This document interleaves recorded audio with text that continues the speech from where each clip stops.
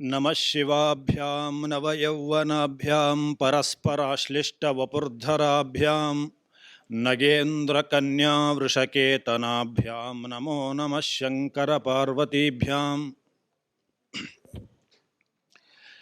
ಗಾಯತ್ರಿ ಹವನ ಹಾಗೂ ರಾಮತಾರಕ ಹವನವನ್ನು ಸಂಕಲ್ಪಿಸಿ ನಡೆಸಿಕೊಂಡು ಬರುತ್ತಿರುವ ಕಾನ್ಮುಷ್ಕಿ ಕುಟುಂಬದ ಎಲ್ಲ ಸದಸ್ಯರೇ ಹಾಗೂ ಅವರ ಬಂಧು ಬಾಂಧವರೇ, ಈ ಯಾಗದ ನಿರ್ವಹಣೆಗಾಗಿ ಆಮಂತ್ರಿತರಾಗಿ ಬಂದು ಸೇರಿರುವಂತಹ ಎಲ್ಲ ಹಿರಿಕಿರಿಯ ವೈದಿಕ ಸನ್ಮಿತ್ರರೇ,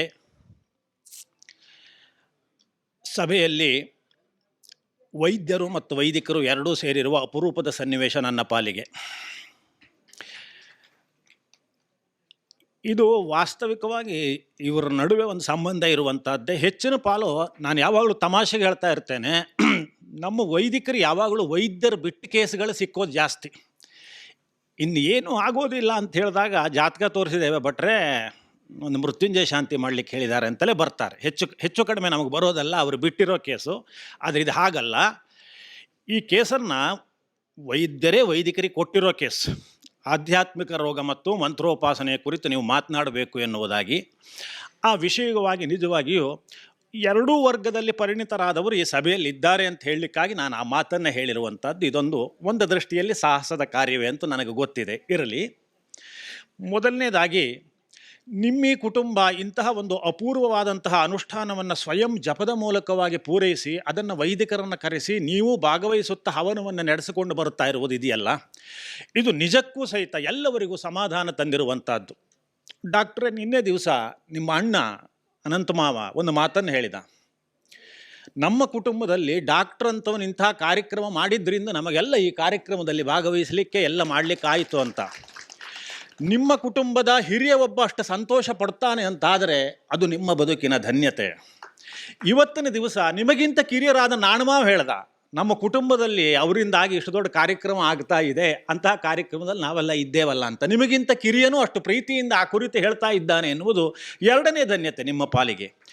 ಇದು ಎರಡೂ ಸಿಕ್ಕಿರುವುದು ಯಾಕೆ ಅಂತ ಬಹುಶಃ ನಾನು ನೋಡಿರುವಂತಹದ್ದು, ನೀವು ನಮ್ಮ ಮನೆಗೆ ಆಮಂತ್ರಣ ಕೊಡಲಿಕ್ಕೆ ಬಂದಾಗ ಒಬ್ಬ ನಿಮ್ಮಲ್ಲಿ ಇದ್ದ ಶಿಕ್ಷಕರು ಒಂದು ಆತ್ಮಕಥನ ಬರೆದ ಒಂದು ವಿಚಾರವನ್ನು ಹೇಳ್ತಾ, ನಿಮ್ಮ ತಂದೆ ನಿಮ್ಮ ಅತ್ತಿಗೆಗೆ ಏನೋ ವ್ಯಾಧಿ ಬಂದಾಗ ದೂರದ ಕಾನನಕ್ಕೆ ಹೋಗಿ ಒಂದು ಬೇರನ್ನು ತಂದು ಕೊಟ್ಟು ತೆಗೆದದ್ರಿಂದ ಅದಕ್ಕೆ ಕಡಿಮೆ ಆಯಿತು, ನಮ್ಮ ತಂದೆಯವರಿಗೆ ಅದು ಪರಿಚಯ ಇತ್ತು ಅಂತ ಹೇಳಿದ್ರಲ್ಲ, ಆ ವ್ಯಾಧಿ ನಿಮ್ಮ ತಂದೆ ಕೊಟ್ಟ ಬೇರಿನಿಂದ ಕಡಿಮೆ ಆಯಿತು ಎನ್ನುವುದು ಎಷ್ಟು ಸತ್ಯವೋ, ಇವತ್ತು ನೀವು ಮಕ್ಕಳಾಗಿ ಇಷ್ಟು ಮಟ್ಟಕ್ಕೆ ಬೆಳೆದು ನಿಂತಿದ್ದೀರಿ ಅಂತ ಆದರೆ ಬೇರೆ ಅದು ಅಂತ. ನಿಜವಾಗಿ ಆ ಬೇರಿನ ಪ್ರಭಾವ ಇವತ್ತು ನೀವು ಈ ನಗರದಲ್ಲಿ ಒಬ್ಬ ಪ್ರಸಿದ್ಧ ವೈದ್ಯರಾಗಿದ್ದೀರಿ. ನಿಮ್ಮ ಕುಟುಂಬದ ಎಲ್ಲ ಸೋದರರು ಸಹಿತ ಒಂದು ಶ್ರೇಷ್ಠವಾದಂತಹ ಬದುಕನ್ನು ಬದುಕುವಂತಹ ಒಂದು ಭಾಗ್ಯವನ್ನು ಪಡೆದುಕೊಂಡಿದ್ದೀರಿ. ಮೊದಲನೇದಾಗಿ ನಾನು ನಿಮ್ಮಲ್ಲಿ ಸಂಬಂಧದ ಹಿನ್ನೆಲೆಯನ್ನು ಇಟ್ಟುಕೊಂಡಿರುವುದರಿಂದ ಬೇಡಿಕೊಳ್ಳೋದು, ನಿಮ್ಮ ಈ ಸೋದರರ ನಡುವೆ ಯಾವ ಸೌಹಾರ್ದತೆ ಎನ್ನುವುದಿದೆ ಅದು ವೇದಮಾತೆಯಾದ ಗಾಯತ್ರಿಯ ಮತ್ತು ಶ್ರೀರಾಮಚಂದ್ರನ ಅನುಗ್ರಹದಿಂದ ಶಾಶ್ವತವಾಗಿ ನಿಮ್ಮ ಕುಟುಂಬದಲ್ಲಿ ಮುಂದುವರೆದುಕೊಂಡು ಬರುವಂತಾಗಲಿ ಎನ್ನುವಂಥದ್ದು ಇದು ನನ್ನ ವೈಯಕ್ತಿಕವಾದಂತಹ ಆರೈಕೆ. ಇದು ಅಪರೂಪವಾಗಿ ಹವ್ಯಕ ಸಮಾಜದಲ್ಲಿ ಸಿಗುವಂತಹದ್ದು. ಬೇರೆ ಕಡೆಗೆ ಮನೆ ಮಾಡಿದ್ದರೂ ಸಹಿತ ಮನಸ್ಸು ಒಂದಾಗಿ ಇಂತಹ ಒಂದು ಅನುಷ್ಠಾನಕ್ಕಾಗಿ ನಮ್ಮನ್ನು ನಾವು ತೊಡಗಿಸಿಕೊಳ್ಳೋದು ಇದೆಯಲ್ಲ, ಅದು ಸಣ್ಣ ಕಾರ್ಯ ಅಲ್ಲ ಅಂತ.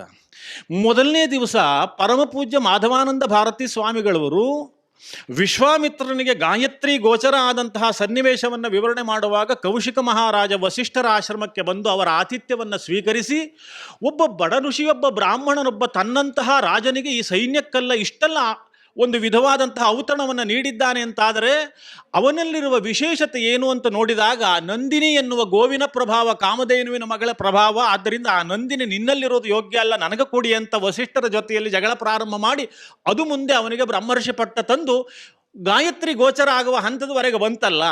ಅವರು ಅದನ್ನು ಹೇಳ್ತಾ ಇರುವಾಗಲೇ ನನ್ನ ತಲೆಗೆ ಒಂದು ಸ್ಫುರಣೆ ಬಂತು. ಏನು ಸ್ಫುರಣೆ ಬಂತು ಗೊತ್ತಾ? ಅದೇ ವಿಶ್ವಾಮಿತ್ರ ಮಹರ್ಷಿಗಳು ಕಂಡಂತಹ ಗಾಯತ್ರಿ ಮಂತ್ರವನ್ನು ವಸಿಷ್ಠ ಗೋತ್ರದ ನೀವೆಲ್ಲ ಸೇರಿಕೊಂಡು 24 ಲಕ್ಷ ಮಾಡಿ ನಗರದಿಂದ ದೂರ ಇರುವ ವಸಿಷ್ಠಾಶ್ರಮದವರೇ ಕಟ್ಟಿರುವ ಆಶ್ರಮದಂತಿರುವಂತಹ ಈ ತೋಟದ ಮಧ್ಯದಲ್ಲಿ ಯಾಗವನ್ನು ನಡೆಸ್ಕೊಂಡು ಬರ್ತಾ ಇದ್ದೀರಲ್ಲ, ಇದು ಒಂದು ಕಡಿಮೆಯಾದಂತಹ ಸಂಗತಿ ಅಲ್ಲ ಅಂತ. ಇದು ಒಂದು ಅಪೂರ್ವವಾದ ಸಂಗತಿ. ಹಾಗಾಗಿ ನಾನು ಕೇಳಿಕೊಳ್ಳೋದು ಏನು ಗೊತ್ತಾ, ಈ ಜಗತ್ತಿಗೆ ಯಾವ ಸ್ಥಿತಿಗೆ ಬಂದು ನಿಂತಿದೆ ಅಂತ ಕೇಳಿದರೆ, ಪ್ರಧಾನಮಂತ್ರಿಯಾದಂತಹ ಮೋದಿ ದೀಪ ಹಚ್ಚಿ ಅಂತಂದ್ರೆ ಎಲ್ಲ ದೇಶದ ಜನರು ದೀಪ ಹಚ್ಚೇ ಬಿಟ್ರು. ನನಗೆ ಆಶ್ಚರ್ಯ ಆಯಿತು, ಆ ಮನುಷ್ಯನಿಗೆ ಮಾತಿಗೆ ಇರುವ ಪ್ರಭಾವ ಎಷ್ಟಿರಬಹುದು ಅಂತ. ಒಂದು ದೇಶದ ಜನತೆ ಆ ಮಾತನ್ನು ಅನುಸರಿಸಿತು ಅಂತ ಆದರೆ ಆ ಮಾತಿಗೆ ಎಷ್ಟು ಪ್ರಭಾವ ಇರಬಹುದು ಅಂತ ಒಂದು ಪೀಠಾಧಿಪತಿಗಳು ಹೇಳಿದ್ರು ಮಾಡ್ತಿದ್ರೋ ಇಲ್ವೋ ಈ ದೇಶದ ಜನತೆ. ನಾನು ಪೀಠಾಧಿಪತಿಗಳನ್ನು ಸಣ್ಣವರು ಅಂತ ಹೇಳಿ ಕೇಳ್ತಾ ಇದ್ದಿದ್ದಲ್ಲ, ಆದರೆ ಆ ಮಾತಿಗೆ ಎಂತಹ ಕಿಮ್ಮತ್ತಿದೆ ಅಂತ. ಹಾಗಾಗಿ ನಿಮ್ಮ ಕುಟುಂಬದ ಸದಸ್ಯರಲ್ಲ ಈ ಕಾರ್ಯಕ್ರಮಕ್ಕಾಗಿ ನೀವೆಲ್ಲ ಗಾಯತ್ರಿ ಜಪ ಮಾಡಿ ಅಂತ ಹೇಳಿದ್ದಕ್ಕಾಗಿ ಎಲ್ಲರೂ ಮಾಡಿದರು ಅಂತ ಆದರೆ ನಿಮಗೆ ಬರ್ತಾ ಇರುವಂತಹ ನಮ್ಮ ಪೈಕಿ ಪೇಷಂಟ್ಗಳಿಗೂ ಔಷಧ ಸಂತಿಗೆ ನೀವು ಇದನ್ನೊಂದು ಹೇಳಿದರೆ ವೈದಿಕ ಸಂಸ್ಕೃತಿಗೆ ಒಂದು ಉಪಕಾರ ಆಗ್ತಿತ್ತೇನೋ ಏನೋ ಅಂತ. ನೀವು ಈ ಔಷಧ ತಗೊಳ್ಳಿ, ಗಾಯತ್ರಿ ಜಪನೂ ಜೊತೆಯಲ್ಲಿ ಮಾಡ್ಕೋತ ಬನ್ನಿ ಅಂತ. ಇದರ ಜೊತೆಯಲ್ಲಿ ಒಂದು ಸೂಚನೆ ಕೊಡೋದು ಕಾನಮುಷ್ಕಿ ಕುಟುಂಬದ ಎಲ್ಲ ಸದಸ್ಯರಿಗೆ 24 ಲಕ್ಷ ಗಾಯತ್ರಿ ನಾವೆಲ್ಲ ಸೇರಿ ಮಾಡಿ ಭಟ್ರು ಒಂದು ಹೋಮ ಮಾಡಿದ್ರು ಅಂತ ಆದರೆ ಗಾಯತ್ರಿ ಉದ್ಯಾಪನೆ ಆಯಿತು ಅಂತ ಮಾತ್ರ ತಿಳ್ಕೊಳ್ಬೇಡಿ ಅಂತ. ಇನ್ನು ಮುಂದೆ ಗಾಯತ್ರಿ ಮಾಡೋ ಕೆಲಸ ಇಲ್ಲ ಅನ್ನುವ ಕಾರ್ಯಕ್ರಮ ಇದಲ್ಲ ಅಂತ. ಇನ್ನು ಯಾವತ್ತೂ ನೀವು ಬಿಡಬಾರದು ಎನ್ನುವುದು ಡಾಕ್ಟರ್ ಹೇಳಿದ ಸೂಚನೆ ಅಂತ ನಾನು ಕೊಡೋ ಸೂಚನೆ ನಿಮಗೆ. ಹಾಗಾಗಿ ನಿರಂತರವಾಗಿ ನಡೆಸ್ಕೊಂಡು ಬರಬೇಕು. ಮಾತೇರಿ ತಲೆ ಹಾಕ್ತಾ ಇದ್ದೀರಿ, ಗಂಡಸರ ಹತ್ರ ಮಾಡಿಸೋ ಜವಾಬ್ದಾರಿ ನಿಮಗಿದೆ ಅಂತ ಎರಡನೇ ಜವಾಬ್ದಾರಿ ಹೇಳುವಂಥದ್ದು. ಹಾಗಾಗಿ ಅದನ್ನು ನಿರಂತರವಾಗಿ ಮಾಡಿಕೊಂಡು ಬರಬೇಕು. ಕ್ಷೀಣಿಸುತ್ತಿರುವಂತಹ ಬ್ರಾಹ್ಮಣ ಸಂಸ್ಕಾರದ ನಡುವೆ ನಾವು ಬದುಕ್ತಾ ಇದ್ದೇವೆ. ಬ್ರಾಹ್ಮಣ್ಯವನ್ನು ಹೇಗಾದರೂ ಮಾಡಿ ಒಳಿಸಿಕೊಳ್ಬೇಕು ಅಂತ ಆದರೆ ಶ್ರುತಿ ಸ್ಮೃತಿಗಳು ಹೇಳಿರುವಂತಹ ಎಲ್ಲ ಕರ್ಮಾನುಷ್ಠಾನವನ್ನು ಮಾಡಲಿಕ್ಕೆ ನಮಗಿವತ್ತು ನಿನ್ನೆ ದಿವಸ ಬ್ರಹ್ಮಾನಂದ ಭಾರತಿಗಳು ಹೇಳಿದಂತೆ ಪುರುಸೊತ್ತೂ ಇಲ್ಲ, ಆ ರೀತಿಯ ಸಾಮರ್ಥ್ಯವೂ ಶಾರೀರಿಕವಾಗಿ ಮಾನಸಿಕವಾಗಿ ಇಲ್ಲ. ಆದರೆ ಅದು ಯಾವುದನ್ನೇ ಮಾಡದೇ ಹೋದರೂ ಸಹಿತ ಕನಿಷ್ಠ ಪಕ್ಷ ವ್ಯಾಸರ ದೈವಿ ಭಾಗವತದಲ್ಲಿ ಸೂಚಿಸಿದಂತೆ ಕುರ್ಯಾದ್ ಅನ್ಯದ್ ನವಾ ಕುರ್ಯಾತ್, ಬೇರೆದನ್ನು ಮಾಡಿ ಅಥವಾ ಬಿಡಿ ನಿಮ್ಮ ಹತ್ರ ಆಗ್ತದೆಯೋ ಬಿಡ್ತದೆಯೋ ಅನುಷ್ಠಾನಾದಿಕಂ ತಥಾ ಗಾಯತ್ರಿ ಮಾತ್ರ ನಿಷ್ಠಸ್ತು ಕೃತಕೃತ್ಯೋ ಭವೇದ್ವಿಜ. ಕನಿಷ್ಠ ಪಕ್ಷ ಗಾಯತ್ರಿ ಮಾತ್ರವನ್ನಾದರೂ ಮಾಡಿದರೆ ನಿಮ್ಮ ಬ್ರಾಹ್ಮಣ್ಯ ಒಳೀತದೆ, ನೀವು ದ್ವಿಜರಾಗಿ ಇರ್ತೀರಿ ಅಂತ. ಹಾಗಾಗಿ ನಾವೆಲ್ಲ ಡಾಕ್ಟ್ರೇ ದ್ವಿಜರಾದದ್ದಿರಲಿ, ನಿಮ್ಮ ಮಗ ದ್ವಿಜರಾಜನಾದದ್ದಿರಲಿ, ಅದು ಗಾಯತ್ರಿ ಜಪದಿಂದ. ನಮಗೆ ಗಾಯತ್ರಿ ಉಪದೇಶ ಆಗಿದೆ, ನಾವು 2ನೇ ಜನ್ಮವನ್ನು ಉಪನಯನದ ಮೂಲಕ ದ್ವಿಜರಾಗಿ ಪಡೆದಿದ್ದೇವೆ ಎನ್ನುವುದರಿಂದ ನಾವು ಇವತ್ತಾಗಿ ಉಳಿದಿದ್ದೇವೆ. ಹಾಗಾಗಿ ನಮ್ಮ ಆ ದ್ವಿಜತ್ವವನ್ನು ಒಳಿಸಿಕೊಳ್ಳಬೇಕು ಅಂತಾದರೆ ನಮಗಿರುವ ಒಂದೇ ಒಂದು ಮಾರ್ಗ ನಿರಂತರವಾಗಿ 2 ಹೊತ್ತು ಗಾಯತ್ರಿ ಜಪವನ್ನು ಮಾಡಿಕೊಂಡು ಬರೋದು. ಹಾಗಾಗಿ ಈ ಉಪಾಸನೆ ನೀವು ಮಾಡಿದ ಜಪದ ಇಷ್ಟು ದಿವಸದ ಸಾಂಗತೆಗಾಗಿ ಎನ್ನುವುದು ಎಷ್ಟು ಸತ್ಯವೋ, ನಾವು ಬಿಟ್ಟಿದ್ದಿದ್ರೆ ಇನ್ನಿಲ್ಲ, ಇದನ್ನು 2 ಹೊತ್ತು ಮಾಡಿಕೊಂಡು ಬರಲಿಕ್ಕಾಗಿ ಮಾಡಿದಂತಹ ಅನುಷ್ಠಾನ ಎನ್ನುವುದು ಅಷ್ಟೇ ಸತ್ಯ ಎನ್ನುವ ಮುಖಾಂತರ ನೀವು ಇದನ್ನು ಗ್ರಹಿಸಬೇಕು ಎನ್ನುವುದು ನನ್ನದಾದಂತಹ ಅರಿಕೆ. ಇಂತಹ ಅನುಷ್ಠಾನವನ್ನು ಇಟ್ಟುಕೊಂಡು ಆ ಅನುಷ್ಠಾನದ ಮಧ್ಯದಲ್ಲಿ ಆ ಕುರಿತಾದಂತಹ ಚಿಂತನೆ ಬೇಕು ಎನ್ನುವ ಹಿನ್ನೆಲೆಯಲ್ಲಿ ನೀವು ಈ ಮಂತ್ರೋಪಾಸನೆಯ ಅನೇಕ ಉದ್ದೇಶಗಳ ನಡುವೆ ಇದು ಆರೋಗ್ಯಕ್ಕಾಗಿ ಇದ್ದದ್ದು ಎನ್ನುವುದನ್ನು ಸ್ವಯಂ ತಿಳಿದುಕೊಂಡು ಒಂದು ಶೀರ್ಷಿಕೆಯನ್ನು ಉಪನ್ಯಾಸಕ್ಕಾಗಿ ನನಗೆ ನೀಡಿದ್ದೀರಿ, ಆಧ್ಯಾತ್ಮಿಕ ಆರೋಗ್ಯ ಹಾಗೂ ಮಂತ್ರೋಪಾಸನೆ ಎನ್ನುವ ಹಿನ್ನೆಲೆಯಲ್ಲಿ. ಆ ಕುರಿತು ನಾವು ಚಿಂತನೆ ಮಾಡಲಿಕ್ಕೆ ಈಗ ಪ್ರಾರಂಭ ಮಾಡೋಣ. ಜಗತ್ತಿನಲ್ಲಿ ಮನುಕುಲ ಯಾವತ್ತಿನಿಂದ ಜೀವನವನ್ನು ಆರಂಭಿಸಿಕೊಂಡು ಬಂತೋ, ಜಗತ್ತಿನ ಆಯಾ ಖಂಡವನ್ನು ಆಧರಿಸಿಕೊಂಡಂತಹ ಮನುಷ್ಯ ಕುಲ ಆಯಾ ದೇಶಕಾಲವನ್ನು ಅರ್ಥ ಮಾಡಿಕೊಂಡು ಆ ದೇಶಕಾಲಕ್ಕೆ ಅನುಸಾರವಾಗಿ ತಮ್ಮ ಜೀವನದ ಲಕ್ಷ್ಯವನ್ನು ನಿರ್ಧರಿಸಿಕೊಂಡಿತು.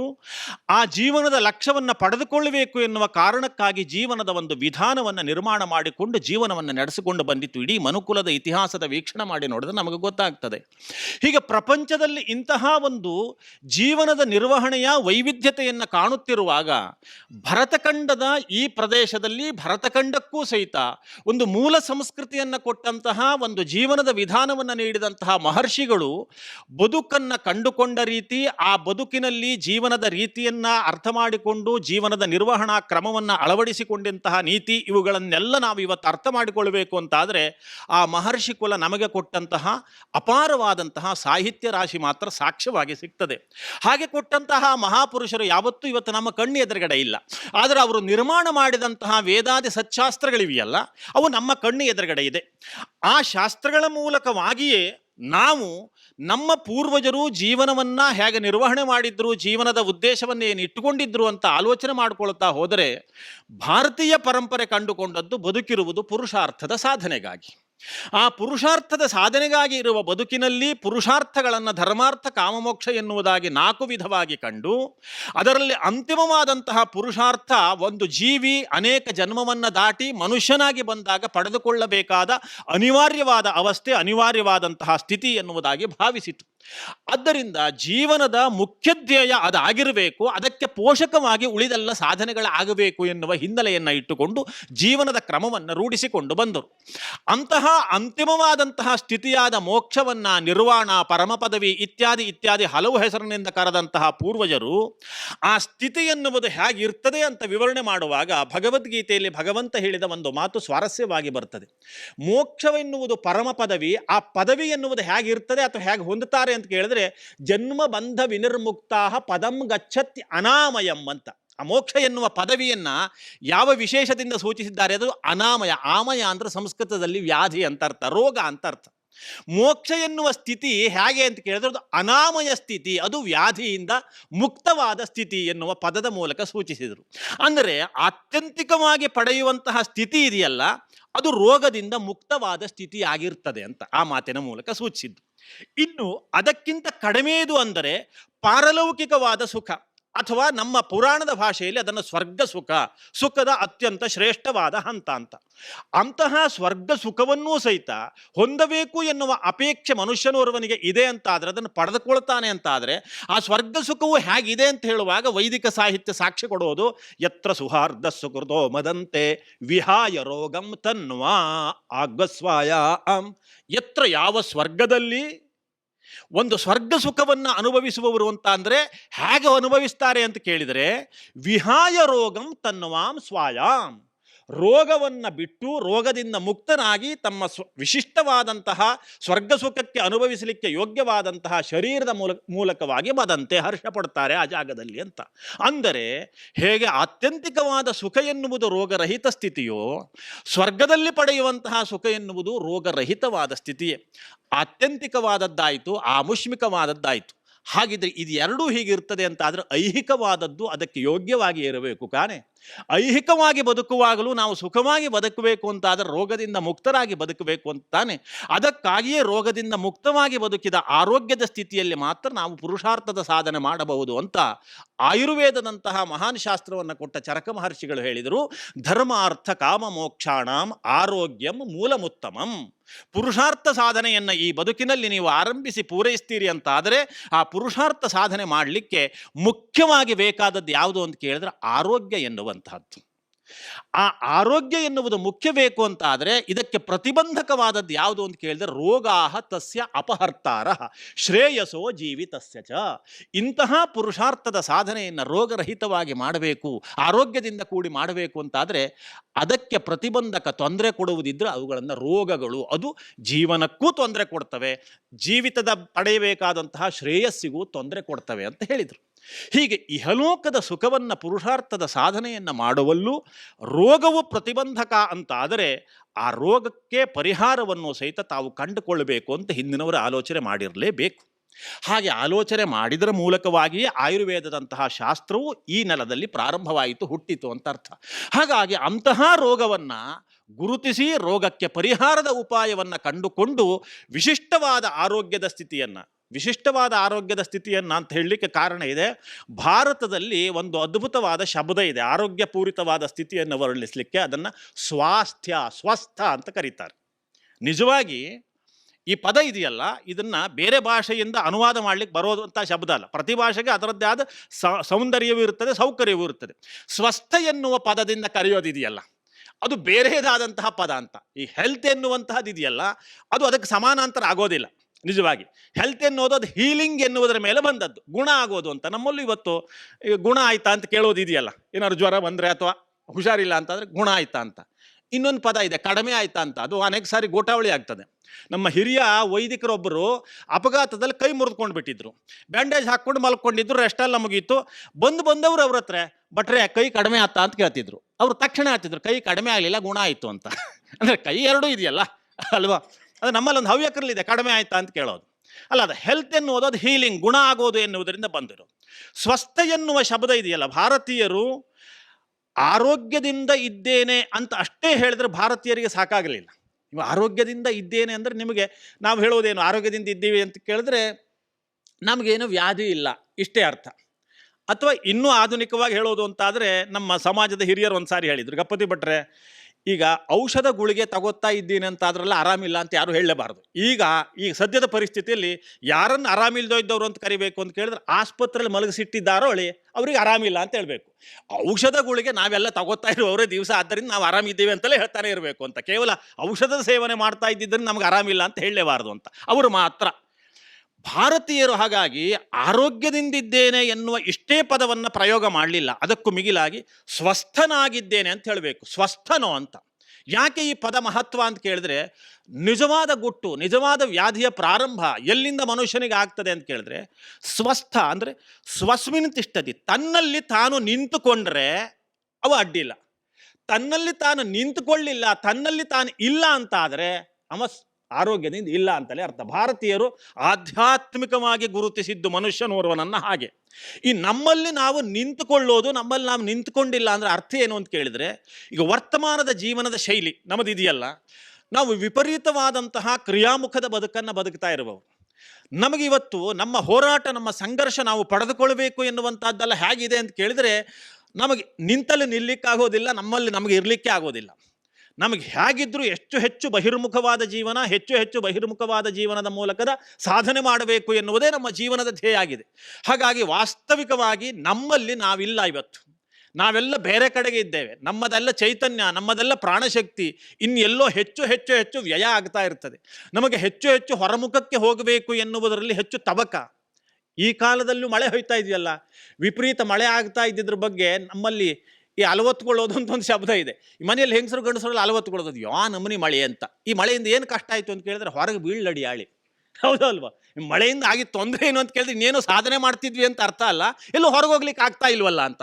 ಅಂದರೆ ನಮ್ಗೆ ಸಹಜವಾಗಿ ಹೊರಮುಖಕ್ಕೆ ಹೋಗೋದು ಎನ್ನುವುದು ಇದೆಯಲ್ಲ, ಅದು ಅಷ್ಟು ಸಹಜವಾಗಿ ಬಂದದ್ದು ಅಂತ ಅರ್ಥ. ನಮ್ಮಲ್ಲಿ ನಾವು ನಿಂತುಕೊಂಡಿಲ್ಲ ಇವತ್ತು. ನಾವು ಎಲ್ಲೆಲ್ಲೋ ಇದ್ದೇವೆ. ನಮ್ಮ ಸಾಧನೆಗಳು ನಮ್ಮನ್ನು ಎಲ್ಲೆಲ್ಲಿಗೋ ಎಳೆದುಕೊಂಡು ಹೋಗ್ತಾ ಇವೆ. ಇದರ ಪರಿಣಾಮ ಏನಾಯಿತು ಅಂತ ಕೇಳಿದರೆ, ನಾವು ಅದರಿಂದಾಗಿ ಏನನ್ನೋ ಕಳೆದುಕೊಳ್ತಾ ಇದ್ದೇವೆ. ಏನೇನೋ ಕಳೆದು ಹೋಗ್ತಾ ಇದೆ, ನಮ್ಮಲ್ಲಿ ಗೊತ್ತಾಗ್ತಾ ಇಲ್ಲ. ಸ್ವಾಮಿ ರಾಮತೀರ್ಥರು ಎನ್ನುವ ಮಹಾತ್ಮರಾಗಿ ಹೋಗಿದ್ದಾರೆ. ಅವರ ಬದುಕಿನಲ್ಲಿ ನಡೆದ ಒಂದು ಘಟನೆಯನ್ನು ಅವರು ತಮ್ಮ ಡೈರಿಯಲ್ಲಿ ಬರೆದಿಟ್ಟಿದ್ದರಂತೆ. ಒಂದು ದಿವಸ ಹೀಗೆ ದಾರಿಯಲ್ಲಿ ನಡೆದುಕೊಂಡು ಬರ್ತಾ ಇದ್ದಾರೆ.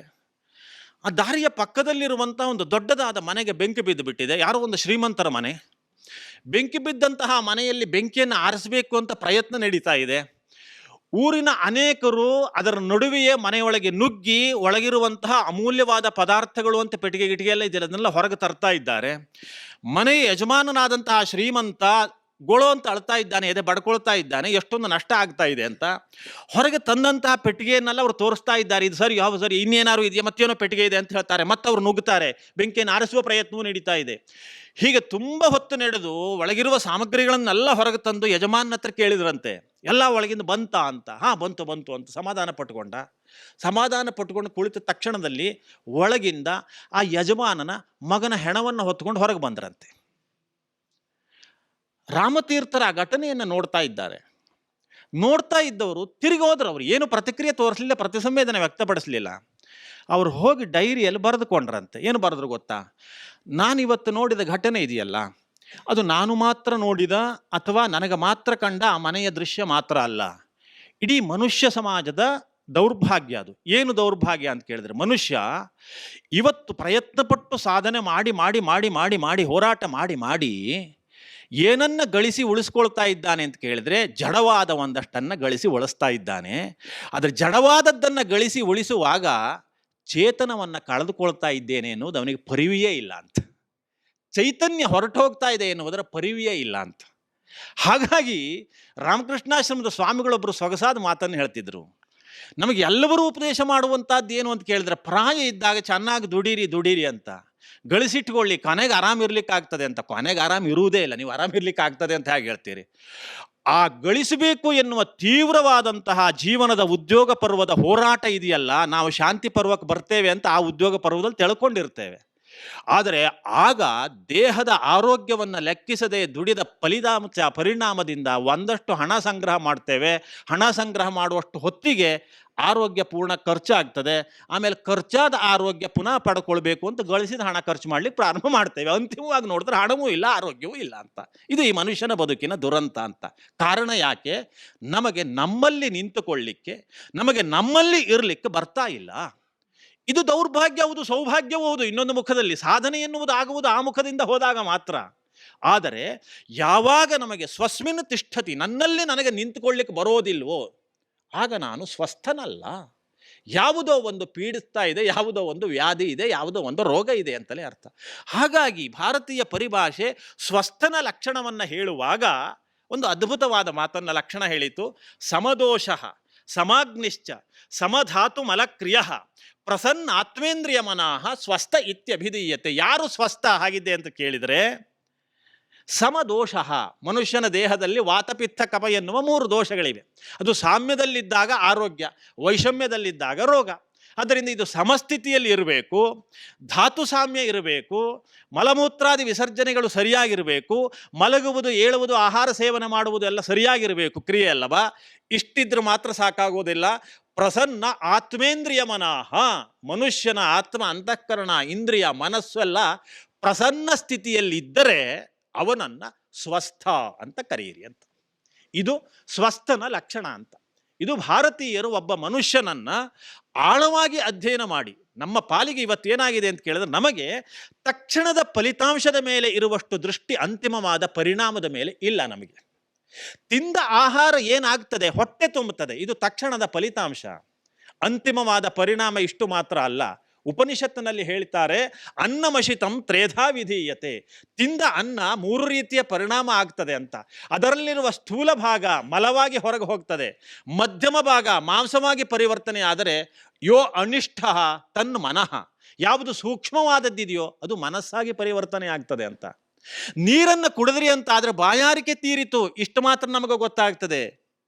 ನೀರನ್ನು ಕುಡಿದದ್ರಿಂದ ಅದರ ಸ್ಥೂಲವಾದ ಅಂಶ ಮೂತ್ರವಾಗಿ ಹೊರಗೆ ಹೋಗ್ತದೆ, ಮಧ್ಯಮ ಅಂಶ ಲೋಹಿತವಾಗ್ತದೆ, ರಕ್ತವಾಗ್ತದೆ. ಅದರ ಸೂಕ್ಷ್ಮವಾದ ಭಾಗ ಇದೆಯಲ್ಲ, ಅದು ವಾಕ್ಕಾಗಿ ಪರಿವರ್ತನೆ ಹೊಂದುತ್ತದೆ.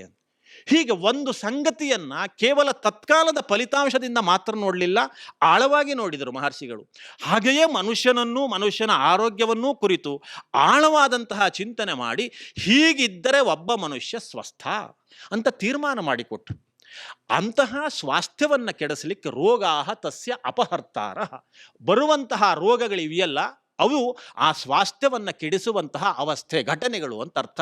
ಅದು ಶ್ರೇಯಸ್ಸನ್ನು, ಮನುಷ್ಯನ ಜೀವಿತವನ್ನು ನುಂಗುವಂತಹದ್ದು. ಆದ್ದರಿಂದ ಅಂತಹ ರೋಗದ ಪರಿಹಾರಕ್ಕಾಗಿ ರೋಗದ ಕಾರಣದ ಜಿಜ್ಞಾಸೆಯನ್ನು ಮಾಡಿದರು. ಆ ರೋಗದ ಕಾರಣದ ಜಿಜ್ಞಾಸೆಯನ್ನು ಮಾಡಿಕೊಂಡು ರೋಗ ಬರ್ತದೆ ಮನುಷ್ಯನಿಗೆ ಹೇಗೆ ಅಂತ ಹೇಳುವಾಗ ಸ್ಥೂಲವಾಗಿ 3 ರೀತಿಯಲ್ಲಿ ಗುರುತಿಸ್ತಾರೆ.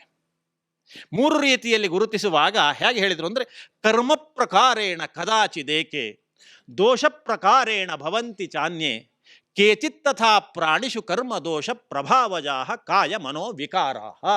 ಮನುಷ್ಯನಿಗೆ ಬರುವುದು 3 ರೀತಿಯಿಂದ ಅಂತ. ಕರ್ಮ ಪ್ರಕಾರೇಣ ಕದಾಚಿದೇಕೆ, ಇದು ಆಧುನಿಕವಾದಂತಹ ಜಗತ್ತಿಗೆ ಒಪ್ಪಲಿಕ್ಕೆ ಕಷ್ಟವಾದದ್ದು. ಒಂದು ದೃಷ್ಟಿಯಲ್ಲಿ ತಟ್ಟನೆ ಒಪ್ಪಲಿಕ್ಕೆ ಆಗೋದಿಲ್ಲ. ಏನು ಅಂತ ಕೇಳಿದರೆ, ಮನುಷ್ಯನಿಗೆ ಬರುವ ವ್ಯಾಧಿ ಇದೆಯಲ್ಲ ಅದು ಹೇಗೆ ಬರ್ತದೆ ಅಂತ ಕೇಳಿದರೆ, ಅವ ಮಾಡಿದ ಕರ್ಮದಿಂದ ಕೆಲವು ವ್ಯಾಧಿಗಳು ಬರ್ತವೆ. ಎಲ್ಲ ವ್ಯಾಧಿಯನ್ನು ಅಂತ ಹೇಳಲಿಲ್ಲ, ಕರ್ಮದ ಮೂಲಕವಾಗಿ ವ್ಯಾಧಿಗಳು ಬರ್ತವೆ ಅಂತ. ಇದು ಈ ಪರಂಪರೆಯ ಪೂರ್ವಜರು ಬಹಳ ಮೊದಲೇ ಕಳ್ಕೊಂಡಿದ್ರು. ಪುನರ್ಜನ್ಮವನ್ನು, ಕರ್ಮ ಸಿದ್ಧಾಂತವನ್ನು ಎರಡನ್ನೂ ಒಪ್ಪದಂತಹ ಪಾಶ್ಚಾತ್ಯ ಜಗತ್ತಿಗೆ ಗೊತ್ತಾಗಲಿಕ್ಕೆ ಸ್ವಲ್ಪ ತಡ ಆಯಿತು. ಯಾವಾಗ ಗೊತ್ತಾಯಿತು ಅಂತ ಕೇಳಿದ್ರೆ, ಸಾಮಾನ್ಯ 1927 ಮತ್ತು 1945 ನಡುವೆ. ನೀವು ಹೆಸರು ಕೇಳಿದಿರಬಹುದು, ಎಡ್ಗರ್ ಕೇಸಿ ಎನ್ನುವಂತಹ ಒಬ್ಬ ವ್ಯಕ್ತಿ. ಮೂಲತಃ ಕ್ರಿಶ್ಚಿಯನ್ ಪಾದ್ರಿ, ಧರ್ಮೋಪದೇಶನಾಗಬೇಕು ಎನ್ನುವ ಹಂಬಲ ಇಟ್ಟುಕೊಂಡು ಒಬ್ಬ ಸಾಮಾನ್ಯ ರೈತನ ಮಗನಾಗಿ ಹುಟ್ಟಿದಂತಹ ಮನುಷ್ಯ ಒಂದು ಸಾಮಾನ್ಯ ಶಿಕ್ಷಣವನ್ನು ಪಡೆದ. ಯಾವುದೋ ಒಂದು ಪ್ರಾಯದ ಒಂದು ವಯಸ್ಸಿನಲ್ಲಿ ಗಂಟಲಿಗೆ ಸಂಬಂಧಪಟ್ಟಂತಹ ಯಾವುದೋ ಒಂದು ವ್ಯಾಧಿ ಬಂತು. ವ್ಯಾಧಿ ಬಂದಿದ್ದರ ಪರಿಣಾಮ ಧ್ವನಿಪೆಟ್ಟಿಗೆಯ ಮೇಲೆ ಪರಿಣಾಮವಾಗಿ ಮಾತನಾಡಲಿಕ್ಕೆ ಆ ಮನುಷ್ಯ ಅಸಮರ್ಥನಾದಂತಹ ಮನುಷ್ಯ ಇನ್ನು ತಾನು ಧರ್ಮೋಪದೇಶನಾಗಲಿಕ್ಕೆ ಆಗ್ತಾ ಇಲ್ಲ ಅಂತ ರೈತರಿಗೆ ಯೋಗ್ಯವಾದಂತಹ ಕೆಲಸವನ್ನು ಮಾಡ್ತಾ ಇದ್ದಾಗ, ಅದೇ ಊರಿಗೆ ಒಂದು ಯಕ್ಷಿಣಿ ಸಾಧನೆಯನ್ನು ಮಾಡಿ ಸಿದ್ಧಿ ಮಾಡಿಕೊಂಡ ಒಬ್ಬ ವ್ಯಕ್ತಿ ಬಂದ. ಆ ವ್ಯಕ್ತಿ ಬಂದಾಗ ಇವನನ್ನು ತೋರಿಸಿದ್ರು, ಇವನಿಗೆ ಹೀಗಾಗಿಬಿಟ್ಟಿದೆ, ಏನಾದ್ರು ಮಾಡ್ಲಿಕ್ಕಾಗ್ತದೆಯೋ ನೋಡಿ ಅಂತ. ಆ ಮನುಷ್ಯ ತನ್ನ ವಿದ್ಯೆಯ ಪ್ರಯೋಗದಿಂದ ಅವನನ್ನು ಸ್ವಲ್ಪ ವಶ್ಯಸುಪ್ತಿಗೆ ಒಳಪಡಿಸಿ ಅವನನ್ನು ಮಾತನಾಡಿಸ್ಲಿಕ್ಕೆ ಪ್ರಯತ್ನ ಪಟ್ಟ. ವಶ್ಯಸುಪ್ತಿಗೆ ಹೋಗಿದ್ದು ಆ ಎಡ್ಗರ್ ಕೇಸಿ ಮಾತನಾಡ್ಲಿಕ್ಕೆ ಪ್ರಾರಂಭ ಮಾಡಿದ.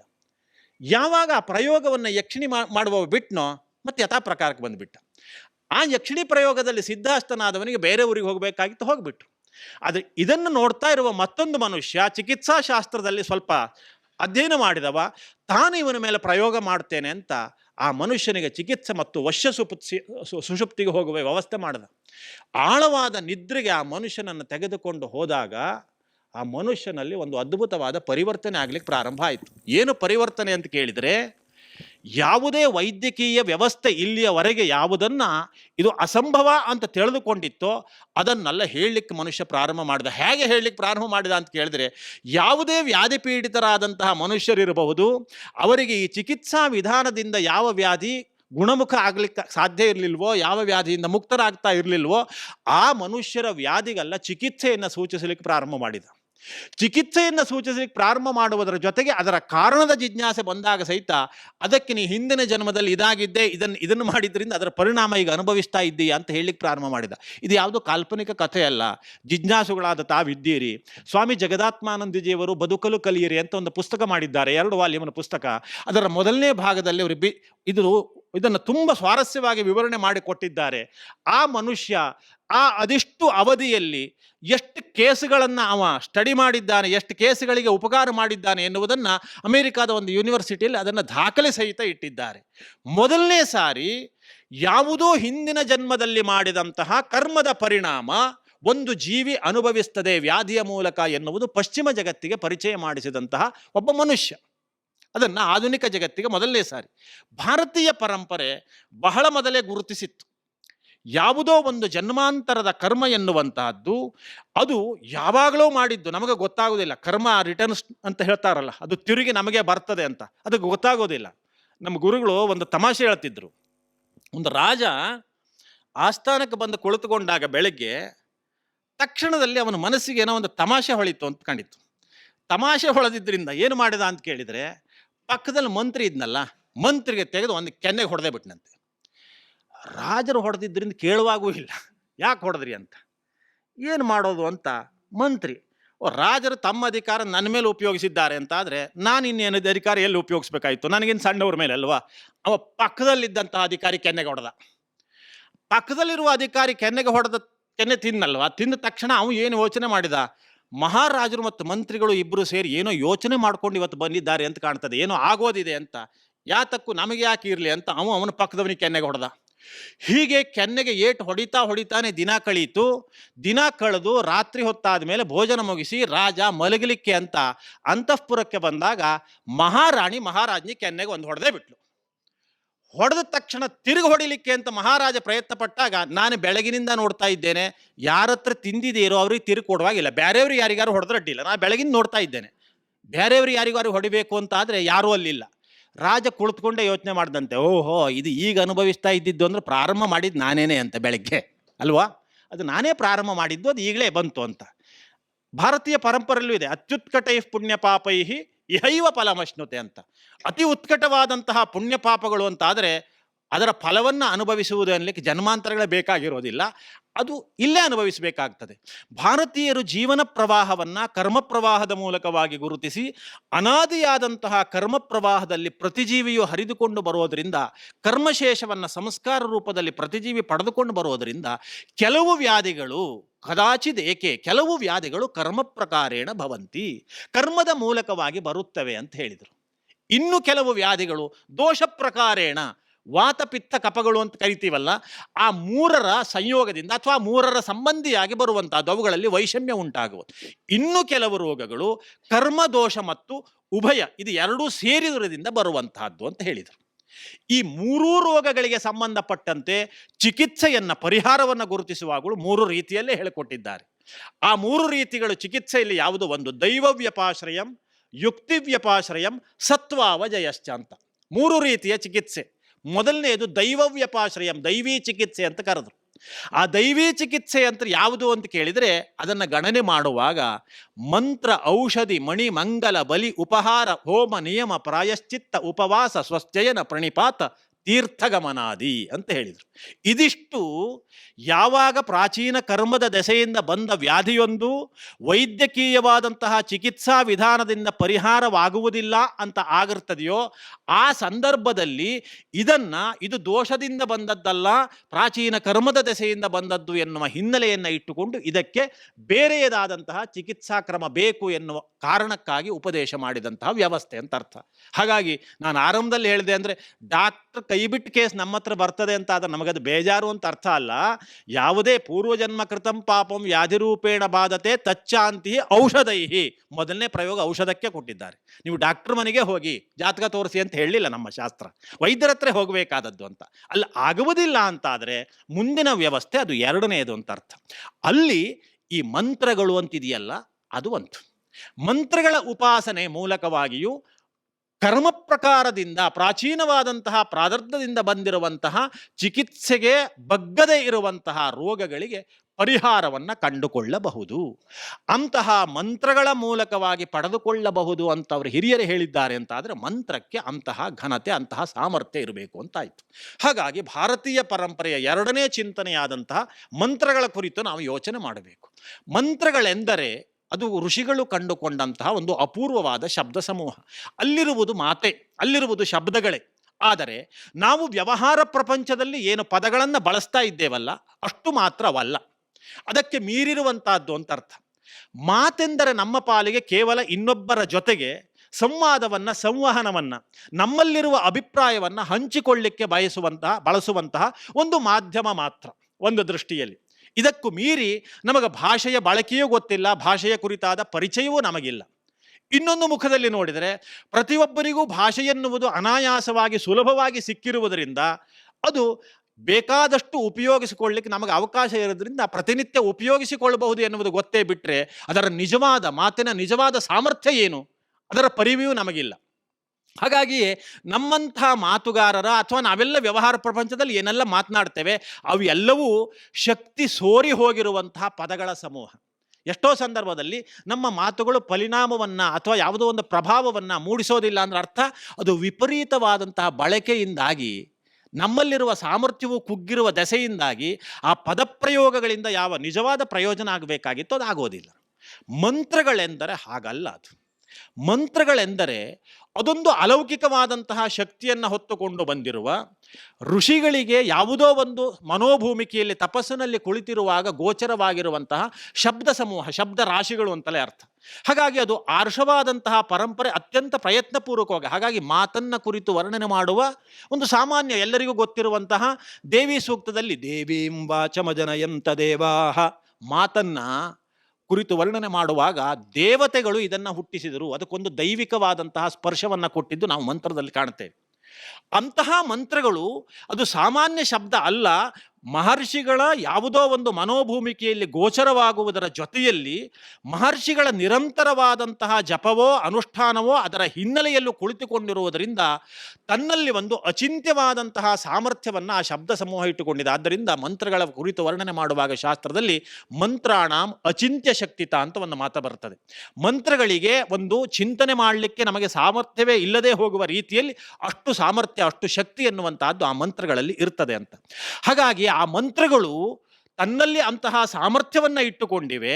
ಜೊತೆಯಲ್ಲಿ ನಾವು ಇವತ್ತೇನು ಮಾತನಾಡ್ತೇವೆ, ಮಾತನಾಡಿದ್ರಿಂದ ಕೇಳುಗರಿಗೆ ಏನು ಪ್ರಭಾವ ಆಗ್ತದೆ ಇಷ್ಟು ಮಾತ್ರ ನಾವು ಯೋಚನೆ ಮಾಡಬಲ್ಲೆವು. ಆಡಿದ ನನ್ನಲ್ಲಿ ಏನು ಪರಿಣಾಮ ಕೊಡ್ತದೆ ಇದನ್ನು ಯಾರು ಯೋಚನೆ ಮಾಡೋದಿಲ್ಲ. ನೋಡಿ, ನಾವು ಇಷ್ಟೇ ಆಡ್ತೇವಲ್ಲ, ಕೇಳುಗರಿಗೆ ಇದು ಬೇಸರ ಆಯಿತೋ ಹೇಗೆ, ಅಥವಾ ಅವರಿಗೆ ಚೆನ್ನಾಗಿ ಕೇಳಿತೋ ಹೇಗೆ, ಅವರಿಗೆ ಸಂತೋಷ ಆಯಿತೋ ಹೇಗೆ, ಪ್ರತಿಯೊಬ್ಬರು ಇದನ್ನು ಯೋಚನೆ ಮಾಡ್ತೇವೆ. ಅದರ ಒಂದು ಪದಪ್ರಯೋಗ ಮಾಡಿದಾಗ ಆ ಪದಪ್ರಯೋಗ ಮೊದಲು ಮಾಡಿದವು ನಾನಲ್ವಾ, ಅದರ ಮೊದಲನೇ ಪರಿಣಾಮ ನನಗಾಗಬೇಕಲ್ಲ. ಯಾವುದೇ ಶಕ್ತಿ, ಒಂದು ಬೆಂಕಿ ಒಂದು ಜಾಗದಲ್ಲಿ ಹುಟ್ಟಿಕೊಂಡಿತ್ತು ಅಂತ ಆದರೆ ಹುಟ್ಟಿಕೊಂಡ ಜಾಗದಲ್ಲಿ ಮೊದಲು ಬಿಸಿ ಆಗ್ತದೆ, ಆಮೇಲೆ ಅದು ಸುತ್ತಲೂ ವಾತಾವರಣದಲ್ಲಿ ಪಸರಿಸ್ತದೆ ಆ ಬಿಸಿಗಳೆಲ್ಲ, ತಾಪದ ಅಂಶ ಅಲ್ಲ. ಹಾಗೆಯೇ ಮಾತನ್ನು ನಾನು ಆಡಿದೆ, ನಾನೊಂದು ಶಬ್ದವನ್ನು ಉಚ್ಚಾರಣೆ ಮಾಡಿದೆ ಅಂತಾದರೆ ಅದರ ಮೊದಲ ಪರಿಣಾಮ, ತತ್ಕ್ಷಣದ ಪರಿಣಾಮ ಅದು ನನ್ನ ಅಂತರಂಗದಲ್ಲಿ, ನನ್ನ ಶರೀರದಲ್ಲಿ ಆಗಬೇಕು. ಮೊದಲನೇ ಸಾರಿ ನನ್ನ ಶರೀರದ ಮೇಲೆ ಆಗುತ್ತೆ. ಹಾಗಾಗುತ್ತೆ ಎನ್ನುವುದನ್ನು ಕಂಡುಕೊಂಡಂತಹ ಹಿರಿಯರು ಹಾಗಾಗಿ ಮಾತಿನ ಮೇಲೆ ಒಂದು ಜವಾಬ್ದಾರಿ ಇಟ್ಟುಕೊಂಡ್ರು. ಅಪಶಬ್ದ ಪ್ರಯೋಗ ಮಾಡಬೇಡಿ, ಎಲ್ಲಿ ದೊಡ್ಡಕ್ಕೆ ಮಾತನಾಡಬೇಕು ಅಲ್ಲಿ ಮಾತ್ರ ದೊಡ್ಡಕ್ಕೆ ಮಾತನಾಡಿ. ಅಪಶಬ್ದವನ್ನು ಪ್ರಯೋಗ ಮಾಡಿದ್ರಿಂದ ಕೇಳುಗರಿಗೆ ನೋವಾಗ್ತದೆ ಎನ್ನುವುದು ಎರಡನೇ ಸಂಗತಿ. ಆ ಶಬ್ದವನ್ನು ಉಚ್ಚಾರ ಮಾಡಿದ್ರಿಂದ ನಿಮಗೇ ಬೇಡದೇ ಇರುವ ಸಂಸ್ಕಾರ ಒಂದು ನಿಮ್ಮಲ್ಲಿ ನಿರ್ಮಾಣ ಆಗಿಬಿಡ್ತದೆ. ಅದು ನಿಮಗೆ ಗೊತ್ತಾಗೋದಿಲ್ಲ ಶಬ್ದದ ಉಚ್ಚಾರ ಮಾಡಿದ ದಸೆಯಿಂದ. ಈಗ ಉದಾಹರಣೆಗೆ ಸಿಟ್ಟು ಎನ್ನುವ ಮನೋವಿಕಾರ ಇದೆಯಲ್ಲ, ನಮಗೆ ಸಿಟ್ಟು ಬಂದದ್ರಿಂದ ಇನ್ನೊಬ್ಬರನ್ನ ಹೆದರಿಸಿ ಆಯಿತು ಅಂತ ನಾವು ತಿಳ್ಕೊಳ್ತೇವೆ. ಇನ್ನೊಬ್ಬರನ್ನ ಹೆದರಿಸಾಯಿತು, ಇನ್ನೊಬ್ಬರನ್ನ ನಿಯಂತ್ರಣದಲ್ಲಿ ಇಟ್ಟಾಯಿತು ಕೋಪದಿಂದಾಗಿ ಅಂತ. ಆದರೆ ಸಿಟ್ಟನ್ನು ಹಿರಿಯರು ಬೆಂಕಿ ಅಂತ ಕರೆದಿದ್ದಾರೆ. ಬೆಂಕಿಗೆ ಸಂಸ್ಕೃತದಲ್ಲಿ ಆಶ್ರಯಾಶ ಅಂತ ಒಂದು ಶಬ್ದ ಇದೆ. ಅಂದರೆ ಯಾರು ಆಶ್ರಯ ಕೊಟ್ಟರೋ ಅವರನ್ನು ಮೊದಲು ನುಂಗುತ್ತದೆ ಅಂತ. ಹಾಗಾಗಿ ಕ್ರೋಧವೂ ಸಹಿತ, ಸಿಟ್ಟೂ ಸಹಿತ ಮೊದಲ ಪರಿಣಾಮವನ್ನು, ಫಲಿತಾಂಶವನ್ನು ಕೊಡೋದು ಎಲ್ಲಿ ಅಂತ ಕೇಳಿದರೆ, ಯಾರಲ್ಲಿ ಸಿಟ್ಟು ಬಂತೋ ಅವರಿಗೆ ಅದು ಮೊದಲ ಪರಿಣಾಮ ಕೊಡುವಂಥದ್ದು ಅಲ್ವಾ? ಹಾಗಾಗಿ ಮೊದಲ ಪರಿಣಾಮ ಅಲ್ಲಿ ಆಗಿಬಿಡ್ತದೆ. ಆ ದೆಸೆಯಲ್ಲಿಯೇ ಮಾತನಾಡುವಾಗಲೂ ಅದನ್ನು ಎಚ್ಚರಿಕೆಯಿಂದ ಇರಿ. ವ್ಯವಹಾರದ ಮಾತಿಗೂ ಪಾಣಿನಿಯಂತಹ ಒಬ್ಬ ಮಹಾತ್ಮ ಮಹಾಋಷಿ, ಸಂಸ್ಕೃತದ ವ್ಯಾಕರಣ ಶಾಸ್ತ್ರವನ್ನು ಕೊಟ್ಟವ, ಮಾತನ್ನಾಡುವ ರೀತಿಗಾಗಿ ಪಾಣಿನಿಯ ಶಿಕ್ಷಾ ಅಂತ ಒಂದು ಗ್ರಂಥ ಇದೆ. ಸಾಮಾನ್ಯ ಮಾತನ್ನು ಹೇಗೆ ಆಡಬೇಕು ಅಂತ ಎಚ್ಚರಿಕೆ ಕೊಟ್ಟಿದ್ದಾನೆ. ಶಾಸ್ತ್ರದಲ್ಲಿ ಒಂದು ಮಾತಿದೆ, ನಿಮಗೆ ಮತ್ತೇನು ಬೇಡ. ಏಕಶಬ್ದ ಸಮ್ಯಕ್ ಜ್ಞಾತಃ ಸುಷ್ಟು ಪ್ರಯುಕ್ತ ಸ್ವರ್ಗೇ ಲೋಕೆ ಕಾಮದುಗ್ಭವತಿ. ಒಂದು ಶಬ್ದವನ್ನು ನೀವು ಸರಿಯಾಗಿ ತಿಳಿದು ಸರಿಯಾಗಿ ಪ್ರಯೋಗ ಮಾಡಿ, ಅದೇ ನಿಮಗೆ ಬೇಕಾದಷ್ಟು ಫಲವನ್ನು ಕೊಡ್ತದೆ ಅಂತ ಒಂದು ಶಬ್ದದ ಬಗ್ಗೆ ಹೇಳಿದ್ದು. ಮಂತ್ರ ಆಮೇಲೆ ಆಯ್ತಲ್ಲ. ಅಂದರೆ ಶಬ್ದಕ್ಕೆ ಅಷ್ಟು ಜವಾಬ್ದಾರಿ ಇದೆ ಶಬ್ದವನ್ನು ಉಚ್ಚರಿಸುವಾಗ ಅಂತ. ಹಾಗಾಗಿ ಮಂತ್ರಕ್ಕೂ ಸಹಿತ ಉಚ್ಚಾರಣೆಗಾಗಿ ಅಷ್ಟು ಜವಾಬ್ದಾರಿ ಇದೆ ಎನ್ನುವುದನ್ನು ಇಟ್ಟುಕೊಂಡೇ ಮಂತ್ರಗಳ ಸ್ವರವಿನ್ಯಾಸವನ್ನು ಸರಿಯಾಗಿ ಉಚ್ಚಾರಣೆ ಮಾಡುವಂತಹ ಒಂದು ಅದ್ಭುತವಾದ ಪರಂಪರೆ ಈ ದೇಶದಲ್ಲಿ ನಡೆದುಕೊಂಡು ಬಂತು. ಒಂದು ಅದ್ಭುತವಾದದ್ದನ್ನು ಇಡೀ ಸಾರಸ್ವತ ಪ್ರಪಂಚದಲ್ಲೇ ಒಂದು ಅಚ್ಚರಿ. ಮಂತ್ರ ಸಾಹಿತ್ಯ ಇದೆಯಲ್ಲ, ಅದು ಯಾವ ಕಾಲಕ್ಕೆ ಮಹರ್ಷಿಗಳಿಗೆ ಮೊದಲು ಗೋಚರವಾಯಿತೋ, ಹೇಗೆ ಗೋಚರವಾಯಿತೋ, ಗೋಚರವಾದ ಆ ಕಾಲದಿಂದ ಅದೇ ಸ್ವರೂಪದಿಂದ ಇವತ್ತಿನವರೆಗೂ ಕೆಡದೆ ರಕ್ಷಣೆ ಮಾಡಿಕೊಂಡು ಬಂದದ್ದಿದೆಯಲ್ಲ, ಒಂದು ಅಕ್ಷರವೂ ಲೋಪ ಆಗದಂತೆ. ಅದು ಇಡೀ ಸಾರಸ್ವತ ಪ್ರಪಂಚದಲ್ಲಿ, ಸಾಹಿತ್ಯ ಪ್ರಪಂಚದಲ್ಲಿ ಹುಡುಕರೆ ಸಿಕ್ಕೋದಿಲ್ಲ. ಅದು ಮಂತ್ರ ಸಾಹಿತ್ಯಕ್ಕಿರುವ ಘನತೆ. ಯಾಕೆ ಹಾಗಾಗಿರ್ಬೋದು ಅಂತ ಕೇಳಿದರೆ, ಋಷಿಗಳಿಗೆ ಕೇಳಿದಾಗಲೇ ಅನಿಸಿದೆ, ನಾವು ಹೇಗೆ ಕೇಳಿದೆವೋ ಇದನ್ನು ಹಾಗೇ ಇಟ್ಕೊಳ್ಬೇಕು, ಕೆಡಿಸಬಾರದು.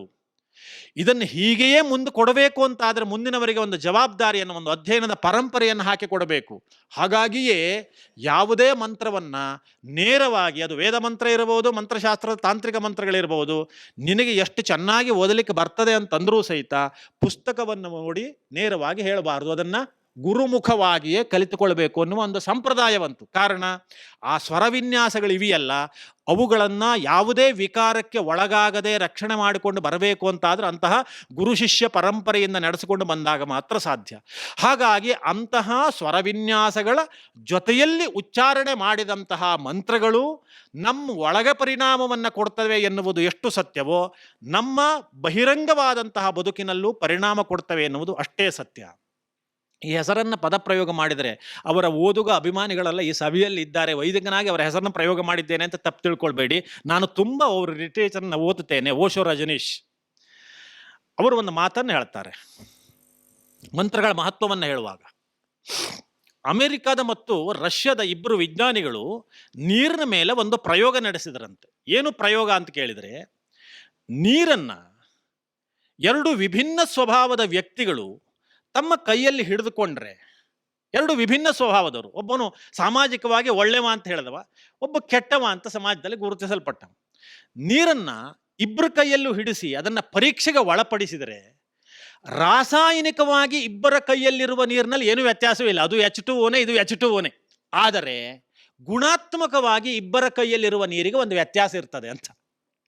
ಇದನ್ನು ಅವರು ಸಾವಿರಾರು ಪ್ರಯೋಗವನ್ನು ಅಂತಹ ಎರಡು ವಿಭಿನ್ನ ಸ್ವಭಾವದ ಜನರ ಕೈಯಲ್ಲಿ ಎರಡು ಒಂದೇ ವೃಕ್ಷಕ್ಕೆ ಸಂಬಂಧಪಟ್ಟ ಬೀಜವನ್ನು ಮಣ್ಣಿನಲ್ಲಿ ಹಾಕಿಸಿ ಅದಕ್ಕೆ ನೀರೆರಚಿಸುವಂತಹ ಕ್ರಿಯಾಕಲಾಪವನ್ನು ಅವರತ್ರೇ ಮಾಡಿಸಿ ಸಾವಿರಾರು ಪ್ರಯೋಗದ ಮೂಲಕವಾಗಿ ಆ ಬೀಜದ ಬೆಳವಣಿಗೆಯನ್ನು, ವೃಕ್ಷವಾಗುವ ರೀತಿಯನ್ನು, ಫಲಪುಷ್ಪಾದಿ ಸಮೃದ್ಧಿಯನ್ನು ಗುರುತಿಸಿ ಲೋಕಕ್ಕೆ ಒಂದು ಸಂದೇಶ ಕೊಟ್ಟಿದ್ದಾರೆ. ಏನು ಸಂದೇಶ ಕೊಟ್ಟಿದ್ದಾರೆ ಅಂತ ಕೇಳಿದರೆ, ಇಬ್ಬರ ಕೈಯಲ್ಲೂ ಇರುವಂತಹ ನೀರು ರಾಸಾಯನಿಕಾತ್ಮಕವಾಗಿ ಬದಲಾವಣೆಯನ್ನು ಹೊಂದದೇ ಹೋದರೂ ಗುಣಾತ್ಮಕವಾಗಿ ಎರಡರಲ್ಲೂ ಒಂದು ಪರಿವರ್ತನೆ ಎನ್ನುವುದು ಆಗ್ತದೆ ಅಂತ.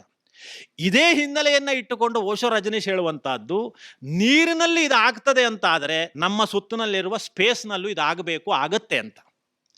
ಹೇಗೆ ಆಗ್ತದೆ ಅಂತ ಕೇಳಿದರೆ, ಅದು ಆಗಬೇಕು ಎನ್ನುವ ಕಾರಣಕ್ಕಾಗಿಯೇ ಮಂತ್ರೋಚ್ಚಾರಣೆ ಎನ್ನುವಂಥ ಅಪೂರ್ವವಾದ ಪರಂಪರೆ ಈ ದೇಶದ ಎಲ್ಲ ಪರಂಪರೆಯಲ್ಲಿ ಬಂತು ಅಂತ. ಈಗ ವೇದ ಮಂತ್ರಗಳು ವೈದಿಕ ಪರಂಪರೆಯಲ್ಲಿ ಇದ್ದಂತೆ ಜೈನ ಪರಂಪರೆಯಲ್ಲಿದೆ, ಬುದ್ಧ ಪರಂಪರೆಯಲ್ಲಿದೆ, ಎಲ್ಲ ಪರಂಪರೆಯಲ್ಲೂ ಇದೆ ಮಂತ್ರಗಳು ಅಂತ. ಆ ಮಂತ್ರಗಳ ಉಚ್ಚಾರಣೆಯಿಂದ ಆಗುವುದು ಏನು ಅಂತ ಕೇಳಿದ್ರೆ, ಮಂತ್ರಗಳ ಉಚ್ಚಾರಣೆ ಅಂತಹ ಮಂಗಲಮಯವಾದಂತಹ ವಿಚಾರದ ಮನಸ್ಥಿತಿ ಯಾವ ವ್ಯಕ್ತಿಯಿಂದ ಯಾವ ಜಾಗದಲ್ಲಿ ನಿರಂತರವಾಗಿ ಆಗಲಿಕ್ಕೆ ಪ್ರಾರಂಭ ಆಗುತ್ತದೆಯೋ ಆಗ ಅವನ ಸುತ್ತಲಿನ ಆಕಾಶದಲ್ಲೊಂದು ಗುಣಾತ್ಮಕವಾದ ಪರಿವರ್ತನೆ ಆಗ್ತದೆ ಅಂತ. ಯಾವಾಗ ಆ ಸುತ್ತಲಿನ ಸ್ಪೇಸ್ನಲ್ಲಿ ಒಂದು ಗುಣಾತ್ಮಕವಾದ ಪರಿಣಾಮಗಳು ಆಗ್ಲಿಕ್ಕೆ ಪ್ರಾರಂಭ ಮಾಡಿದವೋ ಆಗ ರೋಗಿಯಾದವನಿಗೆ, ರೋಗದಿಂದ ಪೀಡಿತನಾದವನಿಗೆ ಏನೋ ಒಂದು ಉಪಕಾರ ಮಾಡುವಂತಹ ಅವಸ್ಥೆ ಆ ಮೂಲಕವಾಗಿ ನಿರ್ಮಾಣ ಆಗ್ತದೆ ಎನ್ಲಿಕ್ಕೆ ಒಂದು ಸಂಕೇತ ಅಂತ ಅರ್ಥ. ಇದೇ ಹಿನ್ನೆಲೆಯನ್ನು ಇಟ್ಟುಕೊಂಡೇ ಸಮಗ್ರ ಮಂತ್ರೋಚ್ಚಾರಣೆಯ ಮಂತ್ರೋಪಾಸನೆಯ ಒಂದು ಪ್ರಕ್ರಿಯೆಯನ್ನು ಭಾರತೀಯ ಪರಂಪರೆ ಕಂಡುಕೊಂಡು ಬಂತು. ಅಂತಹ ಮಂತ್ರೋಪಾಸನೆಗಳ ಪೈಕಿ ಒಂದಷ್ಟು ಮಂತ್ರಗಳಿಗೆ, ವಿಶೇಷತಃ ಒಂದಷ್ಟು ಮಂತ್ರಗಳಿಗೆ ಅದು ರೋಗದ ಪರಿಹಾರಕ್ಕಾಗಿಯೇ ವಿಶಿಷ್ಟವಾಗಿ ಹೇಳಿರುವಂತಹ ಮಂತ್ರಗಳು ಅಂತ ಗುರುತಿಸಿದರು. ಅದು ಗಾಯತ್ರಿ ಇರಬಹುದು, ತ್ರಯಂಬಕ ಮಂತ್ರ ಇರಬಹುದು, ಜಾತವೇದಸೇ ಸುನವಾಮ ಮಂತ್ರ ಇರಬಹುದು, ಅಥವಾ ಋಗ್ವೇದದಲ್ಲಿರುವಂತಹ ಅನೇಕ ಸೂಕ್ತಗಳು, ಮುಂಚಾಮಿತ್ವ ಸೂಕ್ತಗಳಿರಬಹುದು, ಅನೇಕ ಸೂಕ್ತಗಳನ್ನು ಸರ್ವ ರೋಗಹರ ಎನ್ನುವುದಾಗಿಯೇ ಕರೆದು ಅವುಗಳೆಲ್ಲವನ್ನೂ ಸಹಿತ ರೋಗದ ಪರಿಹಾರಕ್ಕಾಗಿ ನೀವು ನಿರಂತರವಾಗಿ ಬಳಸಬಹುದು ಅಂತ. ಆದರೆ ಬಳಸುವಾಗ ಬೇಕಾದದ್ದು ಏನು ಅಂತ ಕೇಳಿದ್ರೆ ಒಂದು ಸಂಶಯ ಹೀಗೆ ಹೇಳಿದ ತಕ್ಷಣ ಬರ್ತದೆ. ಡಾಕ್ಟ್ರಿ ಈ ವಿಷಯವನ್ನು ಸೂಚನೆ ಕೊಡುವಾಗಲೇ ಮೊಬೈಲ್ನಲ್ಲಿ ನನಗೊಂದು ಸಂಕೇತ ಕೊಟ್ಟಿದ್ರು, ಮಂತ್ರಗಳಿಂದಲೇ ರೋಗ ಪರಿಹಾರ ಆಗ್ತದೆ ಅಂತ. ಆದರೆ ವೈದಿಕರ ಆಸ್ಪತ್ರೆ ಯಾಕೆ ಬರ್ತಾ ಇದ್ದಾರೆ ಅಂತ. ವೈದಿಕರಿಗೆ ಆಗ್ಬೋದಾಗಿತ್ತಲ್ಲ, ಆಗಬಾರ್ದಾಗಿತ್ತಲ್ಲ ಅಲ್ವಾ, ಬರುವಂತಹ ಪ್ರಶ್ನೆ ಅಂತ. ತಮಾಷೆಗಳು ಬೇಕು ಅಂದರೆ ವೈದಿಕರಿಗೆ ಒಂದು ದೊಡ್ಡ ತೊಂದರೆ ಇದೆ ಡಾಕ್ಟ್ರೆ. ಏನು ತೊಂದರೆ ಅಂತ ತಪ್ಪ ತಿಳಿಬೇಡಿ. ಮಂತ್ರದ ಉಪಾಸನೆ ಆಗ್ತದೆ ಎನ್ನುವುದು ಒಂದು ಮುಖ, ಆದರೆ ಅದಕ್ಕೆ ವಿರುದ್ಧವಾದಂಥ ಪರಿಸ್ಥಿತಿ ವೈದಿಕರಿಗೆ ಎಷ್ಟೆಲ್ಲ ಇರ್ತದೆ ಗೊತ್ತಾ ಕೇಳಿದರೆ. ನಮಗೆ ಯಾವ ಮನೆಗೆ ಹೋದರೂ ಸಹಿತ ಊಟ ಪದಾರ್ಥಗಳನ್ನು ಬಡಿಸುವಾಗ ಭಟ್ರೆ ಇದನ್ನ ಹಾಕ್ಕೊಳ್ಳಿ, ಇದು ನಿಮ್ಗೆ ಏನೂ ಆಗೋದಿಲ್ಲ ಅಂತ. ಖಾರ ತಂದ್ರೆ ಇದು ಸಿಹಿ ಏನಲ್ವಲ್ಲ, ಇದನ್ನ ಹಾಕ್ಕೊಳ್ಳಿ ಅಂತ ಹೇಳ್ತಾರೆ. ಸಿಹಿ ತಂದ್ರೆ ಇದು ಖಾರೇನಲ್ವಲ್ಲ, ಇದನ್ನ ಹಾಕ್ಕೊಳ್ಳಿ ಅಂತ ಒತ್ತಾಯ ಮಾಡ್ತಾರೆ. ಅವರು ಎಲ್ಲವರಿಗೂ ನಿಮಗೆ ಇದೇನು ಆಗೋದಿಲ್ಲ ಅಂತಂದ್ರೆ ಅಂತರಂಗದಲ್ಲಿ ಏನು ಅಂತ ಕೇಳಿದ್ರೆ ನಮ್ಮನೆ ಅಂಗಳ ದಾಟದಲ್ಲಿವರೆಗೆ ಎಂತ ಆಗದವ್ರು ಆಯ್ತು ಅಂತ, ಮುಂದೇನಾದ್ರು ಆದ್ರೆ ನಿಮಗೆ ಜವಾಬ್ದಾರಿ ಅಂತ. ಹಾಗೆ ವಿಪರೀತವಾಗಿ ಆ ಥರದ ಉಪಚಾರಗಳನ್ನು ಮಾಡ್ತಾರೆ ಎನ್ನುವುದು ಇದೆಯಲ್ಲ, ಅದು ಏನಾಗ್ತದೆ. ಆಧುನಿಕರು ಯಾರೋ ಬೆಂಗಳೂರಲ್ಲಿ ಇದ್ದವರು ನಮ್ಮ ಸಂಬಂಧಿಕರು ಹೇಳ್ತಿದ್ರು, ಈ ಕೊಲೆಸ್ಟ್ರಾಲ್ ಎಲ್ಲ ಕಡಿಮೆ ಕೊಡಬೇಕು ಅಂತ ಬೆಂಗಳೂರಲ್ಲಿ ಇತ್ತೀಚೆಗೆ ಲಾಲ್ಬಾಗಿ ಬಂದು ಓಡೋದು, ತುಂಬ ಓಡಿ ಓಡಿ ಓಡಿ ಎಕ್ಸಸೈಸ್ ಮಾಡಿ ತಿರುಗಿ ಹೋಗುವಾಗ ಒಂದು 4 ಬೆಣ್ಣೆ ದೋಸೆ ತಿನ್ಕೊಂಡು ಹೋಗೋದು ಅಂತ. ಅದು ಹೇಗೆ ಕೊಲೆಸ್ಟ್ರಾಲ್ ಕಡಿಮೆ ಆಗ್ಬೋದು, ಓಡಿದ್ದಕ್ಕೆ ಏನು ಪರಿಣಾಮ ಆಗ್ಬೋದು. ನಾನು ಇದನ್ನು ಯಾಕೆ ಹೋಲಿಕೆ ಮಾಡಿ ಹೇಳೋದು ಅಂತ ಕೇಳಿದರೆ, ವೈದಿಕರಿಗೆ ಇರುವಂತಹ ತೊಂದರೆಯಲ್ಲಿ ಏನಾಗಿದೆ ಅಂತ ಕೇಳಿದರೆ ಈ ರೀತಿಯ ತೊಂದರೆಗಳು ಅಂತಿದೆಯಲ್ಲ. ಹಾಗಾಗಿ ವೈದಿಕರಿಗೆ ದೊಡ್ಡ ಕಷ್ಟ. ನಾನು ತುಂಬ ವರ್ಷಗಳ ಹಿಂದೆ ಆಗ ಅರವಿಂದ ಪಟವರ್ಧನ್ ಹತ್ರ ಒಂದು ಏನೋ ಜ್ವರ ಬಂದಾಗ ಏನೋ ಹೋದಾಗ ಅರವಿಂದ ಪಟವರ್ಧನ್ ಏನು ಮಾಡ್ಕೊಂಡಿದ್ದೀರಿ ನೀವು ಅಂತ ಕೇಳಿದರು. ನಾನು ಡಾಕ್ಟ್ರೆ ವೈದಿಕ ಅಂತಂದೆ. ಓ ಬಿಡಿ, ನಿತ್ಯ ರೋಗಿಗಳು ಅಂತಂದರು. ಒಳ್ಳೆ ಶಬ್ದ, ನಿತ್ಯ ರೋಗಿಗಳು ಅಂತಂದರು ವೈದಿಕರಿಗೆ. ನಮಗೆ ವೈದಿಕರಿಗೆ ಇರುವ ದೊಡ್ಡ ಕಷ್ಟ ಅದು. ಮತ್ತೆ ಮಂತ್ರೋಪಾಸನೆ, ಮಂತ್ರವನ್ನು ಹೇಳ್ತಾ ಇದ್ದೇವೆ ಎನ್ನುವುದು ಮಂತ್ರೋಪಾಸನೆ ಅಲ್ಲ. ಮಂತ್ರಗಳನ್ನು ವಿಶಿಷ್ಯವಾಗಿ ಒಂದು ಉದ್ದೇಶಕ್ಕಾಗಿ ಇಟ್ಟುಕೊಂಡು ನಿಯಮಿತವಾದಂತಹ ಅವಧಿಯಲ್ಲಿ, ನಿಯಮಿತವಾದಂತಹ ಸ್ಥಾನದಲ್ಲಿ ಅದರ ಸರಿಯಾದಂತಹ ಕ್ರಮದ ಮೂಲಕವಾಗಿಯೇ ನಡೆಸಿಕೊಂಡು ಬರುವಂತಹದ್ದು, ಅದು ಉಪಾಸನೆ ಅಂತ ಕರೆಯುವಂಥದ್ದು, ಗಮನಿಸುವಂತಹದ್ದು. ಮಂತ್ರದ ಸಿದ್ಧಿ ಅಥವಾ ಮಂತ್ರದ ವಾಸ್ತವಿಕವಾದ ಪ್ರಯೋಜನ ಆಗಬೇಕು ಅಂತಾದರೆ, ನಿನ್ನೆಯ ದಿವಸ ಬ್ರಹ್ಮಾನಂದ ಭಾರತಿಗಳು ಹೇಳಿದಾರಲ್ಲ ಉಪನಿಷತ್ತಿನ ವಾಕ್ಯ, ಯಾವುದೇ ಕೆಲಸ ಇರಲಿ, ಯದೇವ ವಿದ್ಯೆಯ ಶ್ರದ್ಧೆಯ ಉಪನಿಷದ ಕರೋತಿ ತದೇವ ವೀರ್ಯವತ್ತರಂ ಭವತಿ. ಒಬ್ಬ ಉಪಾಸಕನಿಗೆ ಬೇಕಾದದ್ದು ವಿದ್ಯೆ, ಶ್ರದ್ಧೆ, ಉಪನಿಷತ್. ಅಂದರೆ ವಿದ್ಯೆ ಅಂದರೆ ಸರಿಯಾದ ಪದ್ಧತಿ, ಪ್ರಯೋಗ ಪದ್ಧತಿ, ಆರ್ಟ್, ಅದು ಸರಿಯಾಗಿ ಗೊತ್ತಿರಬೇಕು. ಎರಡನೇದು ಶ್ರದ್ಧೆ, ಅದರ ಮೇಲೆ ತುಂಬ ನಿಷ್ಠೆ, ವಿಶ್ವಾಸ. ಮೂರನೇದು ಉಪನಿಷತ್, ಅಂದರೆ ಅದರ ನಿಜವಾದ ಒಳ ತಿರುಳು, ಒಂದು ರಹಸ್ಯ. ಅದು 3 ಸರಿಯಾಗಿ ಗೊತ್ತಿರಬೇಕು ಮಂತ್ರದ ಕುರಿತು. ಯದೇವ ವಿದ್ಯೆಯ ಶ್ರದ್ಧೆಯ ಉಪನಿಷದ ಅಂತ ಹೇಳುವಾಗ ಮಂತ್ರಸಿದ್ಧಿಗೆ ಉಪಾಸಕನಿಗೆ ಶ್ರದ್ಧಾಳುವಾಗಿ, ಪ್ರಯೋಗ ಕುಶಲನಾಗಿ, ತತ್ವರಹಸ್ಯವನ್ನು ಬಲ್ಲವನಾದವನ ಪಾಲಿಗೆ ಮಂತ್ರ ನಿಜವಾದಂತಹ ಸಮರ್ಥವಾದಂತಹ ಫಲಿತಾಂಶವನ್ನು, ಪರಿಣಾಮವನ್ನು ಕೊಡಲಿಕ್ಕೆ ಸಮರ್ಥ ಆಗ್ತದೆ. ಅದಕ್ಕಾಗಿಯೇ ಮಂತ್ರೋಪಾಸನೆಯನ್ನು ಮಾಡುವಾಗ ಒಂದು ಜವಾಬ್ದಾರಿ ಬೇಕು ಎನ್ನುವ ಹಿನ್ನೆಲೆಯನ್ನು ಇಟ್ಟುಕೊಂಡು ಋಗ್ವೇದದ ಶೌನಕ ಮಹರ್ಷಿಗಳು ಮಂತ್ರಸಿದ್ಧಿಗೆ ಒಂದಷ್ಟು ಸಾಧನಾ ಕ್ರಮಕ್ಕೆ ಹೇಳಿದರು. ಹೀಗಿರಬೇಕು ಅಂತ. ಹೇಗೆ? ಮನಸ್ಸಂತೋಷಣಂ ಶೌಚಂ, ಮೌನಂ ಮಂತ್ರಾರ್ಥ ಚಿಂತನಂ, ಅವ್ಯಗ್ರತ್ವಂ ಅನಿರ್ವೇದೋ ಜಪಸಂಪತ್ತಿ ಹೇತವಃ. ಮಂತ್ರದ ಉಪಾಸನೆಯಲ್ಲಿ ಅನೇಕ ಕ್ರಮ ಇದೆ. ಹೋಮ ಮಾಡೋದು ಮಂತ್ರೋಪಾಸನೆಯೇ. ಮಂತ್ರದ ಜಪ ಮಾಡೋದು ಅಂತಿದೆಯಲ್ಲ, ಅದು ಮಂತ್ರದ ಉಪಾಸನೆಯಲ್ಲಿ ಶ್ರೇಷ್ಠವಾದದ್ದು. ನಿರಂತರವಾದಂತಹ ಆವೃತ್ತಿ ಮಾಡುವಂಥದ್ದು.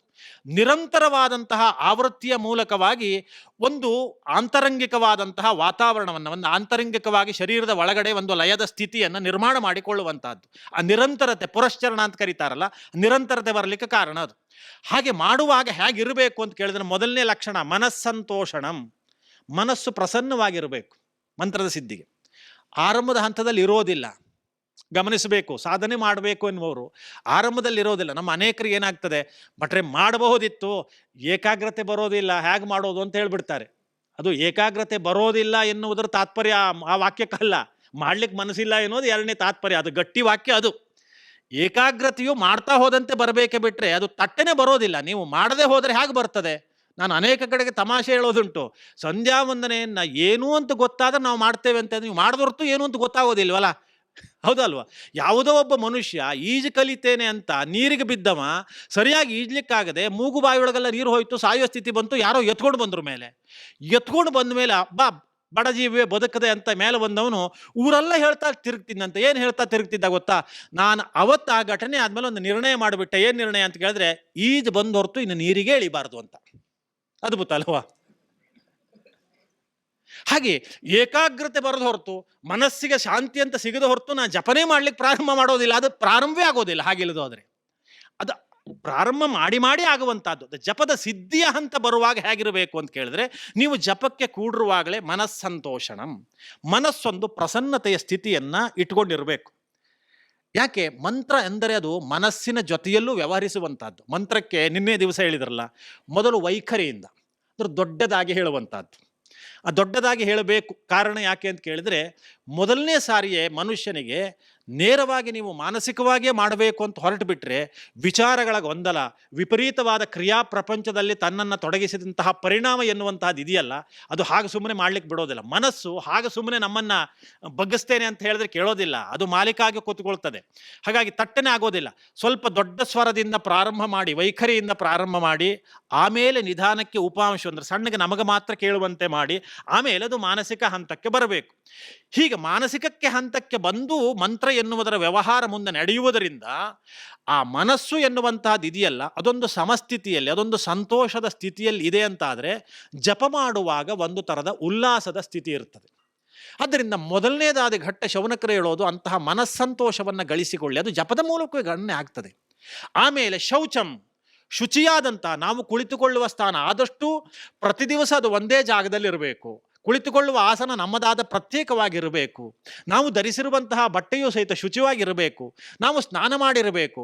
ಒಟ್ಟರ್ಥದಲ್ಲಿ ನಾನೊಂದು ಬೇರೆಯದಾದಂತಹ ಕ್ರಿಯೆಯನ್ನು ಮಾಡಲಿಕ್ಕೆ ನನ್ನನ್ನು ನಾನು ಪ್ರತ್ಯೇಕಗೊಳಿಸಿಕೊಳ್ತಾ ಇದ್ದೇನೆ ವ್ಯವಹಾರ ಪ್ರಪಂಚದಿಂದ ಎನ್ನುವ ಭಾವ ನಮ್ಮ ಇಡೀ ಶರೀರಕ್ಕೆ, ಮನಸ್ಸಿಗೆ ಬಂದಿರಬೇಕು. ಹಾಗೆ ಬಂದು ಎರಡನೇ ಲಕ್ಷಣ ಮನಸ್ಸಂತೋಷಣಂ ಶೌಚಂ. ಮೂರನೇದು ಮೌನಂ. ಮಂತ್ರವನ್ನು ಜಪ ಮಾಡಲಿಕ್ಕೆ ಕುಳಿತುಕೊಂಡಿದ್ದೇವೆ ಅಂದರೆ ಮಾತಿನ ಪ್ರಪಂಚದಿಂದ ನಾವು ಈಚೆಗೆ ಬರ್ತಾ ಇದ್ದೇವೆ ಅಂತಲೇ ಅರ್ಥ. ಮಂತ್ರದ ಮೂಲಕವಾಗಿಯೇ ನಮಗೆ ಉಪಕಾರ ಆಗ್ತದೆ ಅಂತ ಹಿರಿಯರು ಭಾವಿಸಿದ್ದು ಯಾಕೆ ಅಂತ ಕೇಳಿದರೆ, ಮನುಷ್ಯ ಶಬ್ದ ಸ್ಪರ್ಶ ರೂಪ ರಸ ಗಂಧ ಎನ್ನುವಂತಹ 5 ವಿಷಯಗಳಿವೆಯಲ್ಲ, ಇದು 5 ನಮಗೆ ಸುಖ ಕೊಡುವಂತಹದ್ದು. ಈ 5ರ ಪೈಕಿ ಶಬ್ದದ ಜೊತೆಗೆ ಹಿಡಿದುಕೊಂಡಷ್ಟು, ಶಬ್ದದ ಜೊತೆಯಲ್ಲಿ ಮೋಹಿಸುವಷ್ಟು, ಶಬ್ದವನ್ನು ಮೋಹಿಸುವಷ್ಟು ಉಳಿದದನ್ನು ಮೋಹಿಸೋದಿಲ್ಲ. ನಮ್ಗೆ ಗೊತ್ತಿಲ್ಲ ಶಬ್ದ ನಮ್ಮನ್ನು ಹೊರ ಪ್ರಪಂಚಕ್ಕೆ ಎಳೆದಷ್ಟು ಉಳಿದು ಯಾವುದೂ ಎಳೆಯೋದೇ ಇಲ್ಲ ಅಂತ. ಶಬ್ದ ನಮ್ಮನ್ನಷ್ಟು ಎಳಿತಾನೇ ಇರ್ತದೆ. ಯಾವುದೇ ಶಬ್ದ ಇರಬಹುದು, ನಾವು ಆಡಿದ ಶಬ್ದ ಇರಬಹುದು ಅಥವಾ ಬೇರೆಯವರು ಆಡಿದ ಶಬ್ದ ಇರಬಹುದು, ಅದು ನಮ್ಮನ್ನು ಬಿಡೋದೇ ಇಲ್ಲ. ನಾವು ಇವತ್ತು ಆಡಿದ ಮುಗಿಸಿ ಆಯಿತು ಅಂತ ನಾವು ತಿಳ್ಕೊಂಡ್ರೆ ಇಲ್ಲ. ಗಪತಿ ಭಟ್ರೆ ನೀವು ಅವತ್ತು ಬಾಕಿಯೆಲ್ಲ ಚಲೋ ಹೇಳಿದ್ರಿ, ಅದು ಒಂದು ಶಬ್ದ ಹೇಳೋಕ್ಕಾಯ್ತಿಲ್ಲ ಅಂತ ಇನ್ನು 4 ವರ್ಷದ ನಂತರ ಸಿಕ್ಕಿದವರು ಹೇಳ್ತಾರೆ, ನೋಡಿ ನಾ ಇವತ್ತು ಹೇಳಿದ ಶಬ್ದ ನನ್ನನ್ನು ಹಿಡ್ಕೊಳ್ತದೆ, ಅವತ್ತು ಬಿಡೋದಿಲ್ಲ. ಅದು ಸಾಮಾನ್ಯದ್ದಲ್ಲ ಶಬ್ದ. ಹಾಗಾಗಿ ಶಬ್ದದಿಂದಲೇ ಹಿರಿಯರು ಗಣನೆ ಮಾಡಿದ್ದಾರೆ. ಶಬ್ದವೇ ನಮ್ಮನ್ನು ಯಾವತ್ತೂ ಬಹಿರ್ಮುಖವಾಗಿ ಎಳಿತಾನೆ ಇರ್ತದೆ. ಹಾಗಾಗಿ ಈ ಜಗತ್ತಿನಲ್ಲಿ ಹೇಳ್ತಾರೆ, ಈ ತುಂಬ ಮಾತನಾಡುವವರನ್ನ ಶ್ರೋತೃವಾಗಿ ಕೇಳಿ ಸಂತೋಷ ಪಡುವವರು, ಏನು ಚೆನ್ನಾಗಿ ಮಾತಾಡ್ತೀರಿ, ಏನು ಚೆನ್ನಾಗಿ ಮಾತಾಡ್ತೀರಿ, ಅದು ಹೇಗೆ ನೀವು ಮಾತಾಡ್ತೀರಿ ಅಂತ ಅವ್ರ ಲೆಕ್ಕದಲ್ಲಿ ಮಾತನಾಡೋದು ಅಂದರೆ ಕಷ್ಟದ ಕೆಲಸ ಅಂತ ಅವ್ರು ಹೇಳೋದು. ವಿಪರೀತ. ತುಂಬ ವರ್ಷದಿಂದ ಮಾತನಾಡೋದು ನಾನು ಹೇಳ್ತಾ ಇದ್ದೇನೆ, ಒಂದು ಕೇಳ್ಕೊಳ್ಳಿ, ಮಾತನಾಡುವುದು ಕಷ್ಟದ ಕೆಲಸ ಅಲ್ಲ, ಸುಮ್ಮನೆ ಕೂತ್ಕೊಳ್ಳೋದು ಭಾಳ ಕಷ್ಟದ ಕೆಲಸ. ಮತ್ತೆ ಮಾತನಾಡೋದು ತುಂಬ ಕಷ್ಟದ ಕೆಲಸ ಅಲ್ಲ, ಸುಮ್ಮನೆ ಕುಳಿತುಕೊಳ್ಳೋದು ಇದೆಯಲ್ಲ ಅದು ತುಂಬ ಕಷ್ಟದ ಕೆಲಸ. ಆಗೋದಿಲ್ಲ. ನಾವು ಬಾಯಿ ಮುಚ್ಕೊಂಡಿದ್ದೇವೆ ಅಂತ ತಿಳಿತೇವೆ, ಮನಸ್ಸು ಮಾತನಾಡ್ತಾ ಇರ್ತದೆ, ಹೌದಲ್ವ? ಆಗ್ತಾ ಇರ್ತದೆ. ಹಾಗಾಗಿ ಮೌನಂ ಅಂತ ಹೇಳುವಾಗ ಮೊದಲನೇ ಸಾರಿ ನೀವು ಬಹಿರಂಗದ ಮಾತಿನಿಂದ ಈ ಕಡೆ ಬನ್ನಿ. ಯಾಕೆ? ಅದು ವಿಪರೀತ ಚಪಲ ಮಾತು ಎನ್ನುವುದು ಇದೆಯಲ್ಲ, ಅದು ಎಲ್ಲ ಮಾತುಗಾರರಿಗೆ ನನ್ನಿಂದ ಹಿಡಿದು ಬಂತು. ಹಾಗಾಗಿ ಪದೇ ಪದೇ ನೀನು ಮಾತನಾಡ್ಲಿಕ್ಕೆ ನಾನು ಒತ್ತಾಯ ಮಾಡಬೇಡಿ ಅಂತ ನಾನು ಹಿರಿಯರಲ್ಲಿ ಅನೇಕರಲ್ಲಿ ಕೇಳ್ಕೊಳ್ತೇನೆ. ಅದು ಬೇಡ ನಮಗೆ, ಸಾಕು ಸಾಕು ಅಂತ. ಅದು ತುಂಬ ಎಳೀತದೆ. ವೈದಿಕರಲ್ಲಿ ತಮಾಷೆ ಇದೆ.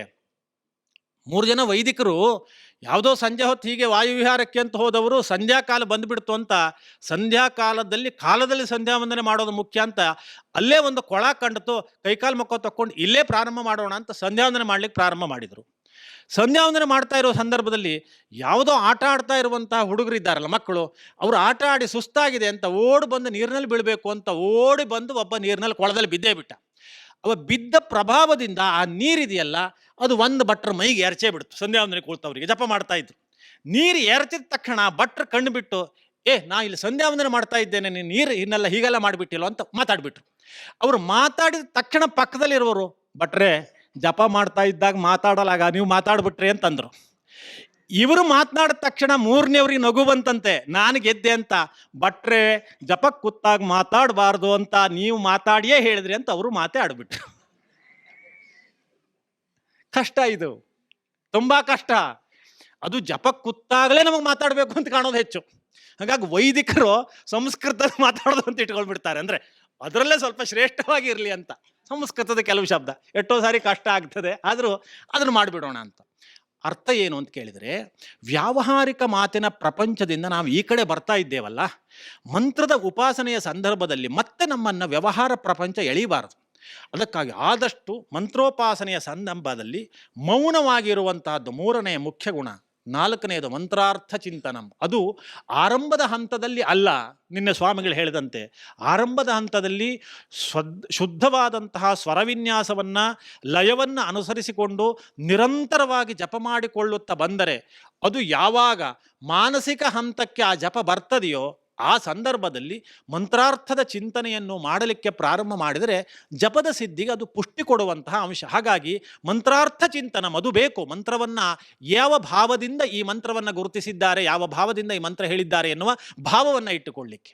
ಆಮೇಲೆ ಅವ್ಯಗ್ರತ್ವಂ, ಮನಸ್ಸು ಎನ್ನುವುದು ವ್ಯಗ್ರ ಆಗಬಾರದು. ಜಪದಂತಹ ಅನುಷ್ಠಾನದ ಸಂದರ್ಭದಲ್ಲಿ ಮನಸ್ಸಿನಲ್ಲಿ ವ್ಯಗ್ರತ್ವ ನಮ್ಮ ಹಿರಿಯ ವೈದಿಕ ಪರಂಪರೆಯಲ್ಲಿತ್ತು.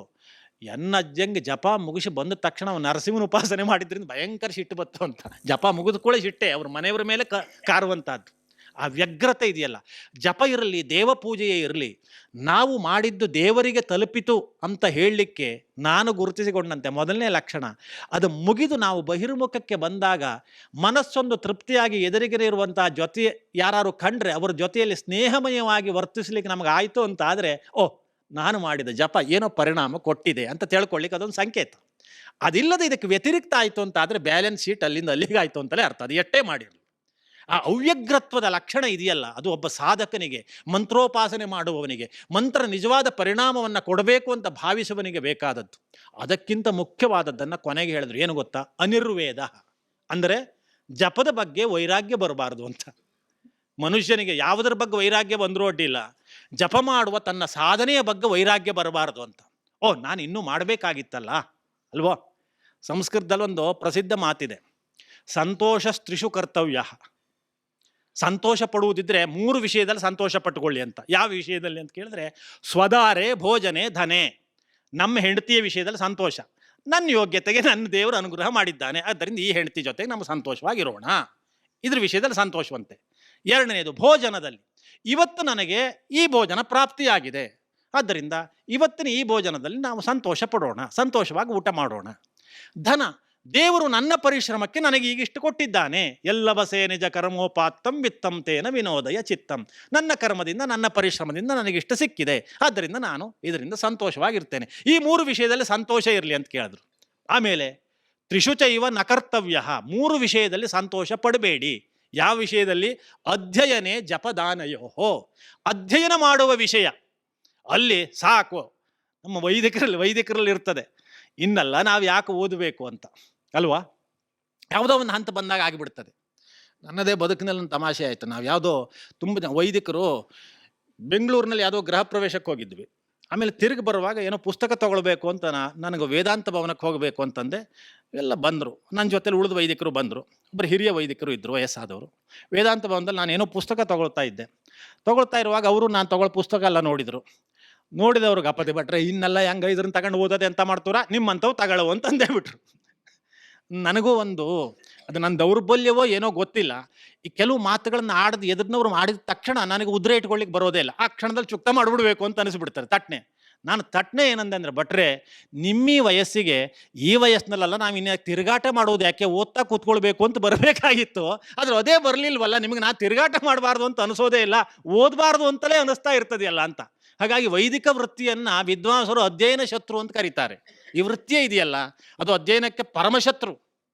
ಅದು ಏನು ಪರಾನ್ನದ ಪ್ರಭಾವೋ ಏನೋ ಗೊತ್ತಿಲ್ಲ, ಅದನ್ನು ಉಂಡ ಮೇಲೆ ಇನ್ನೇನು ಬೇಡ ಅಂತಲೇ ಕಾಣ್ತಾ ಇರ್ತದೆ. ಅದರಿಂದ ಅಧ್ಯಯನದ ವಿಷಯದಲ್ಲಿ ಯಾರೂ ಸಂತೋಷ ಪಡಬೇಡಿ, ಇನ್ನೂ ಮಾಡಬೇಕಾಗಿತ್ತು ಅಂತ ಹೇಳಿ.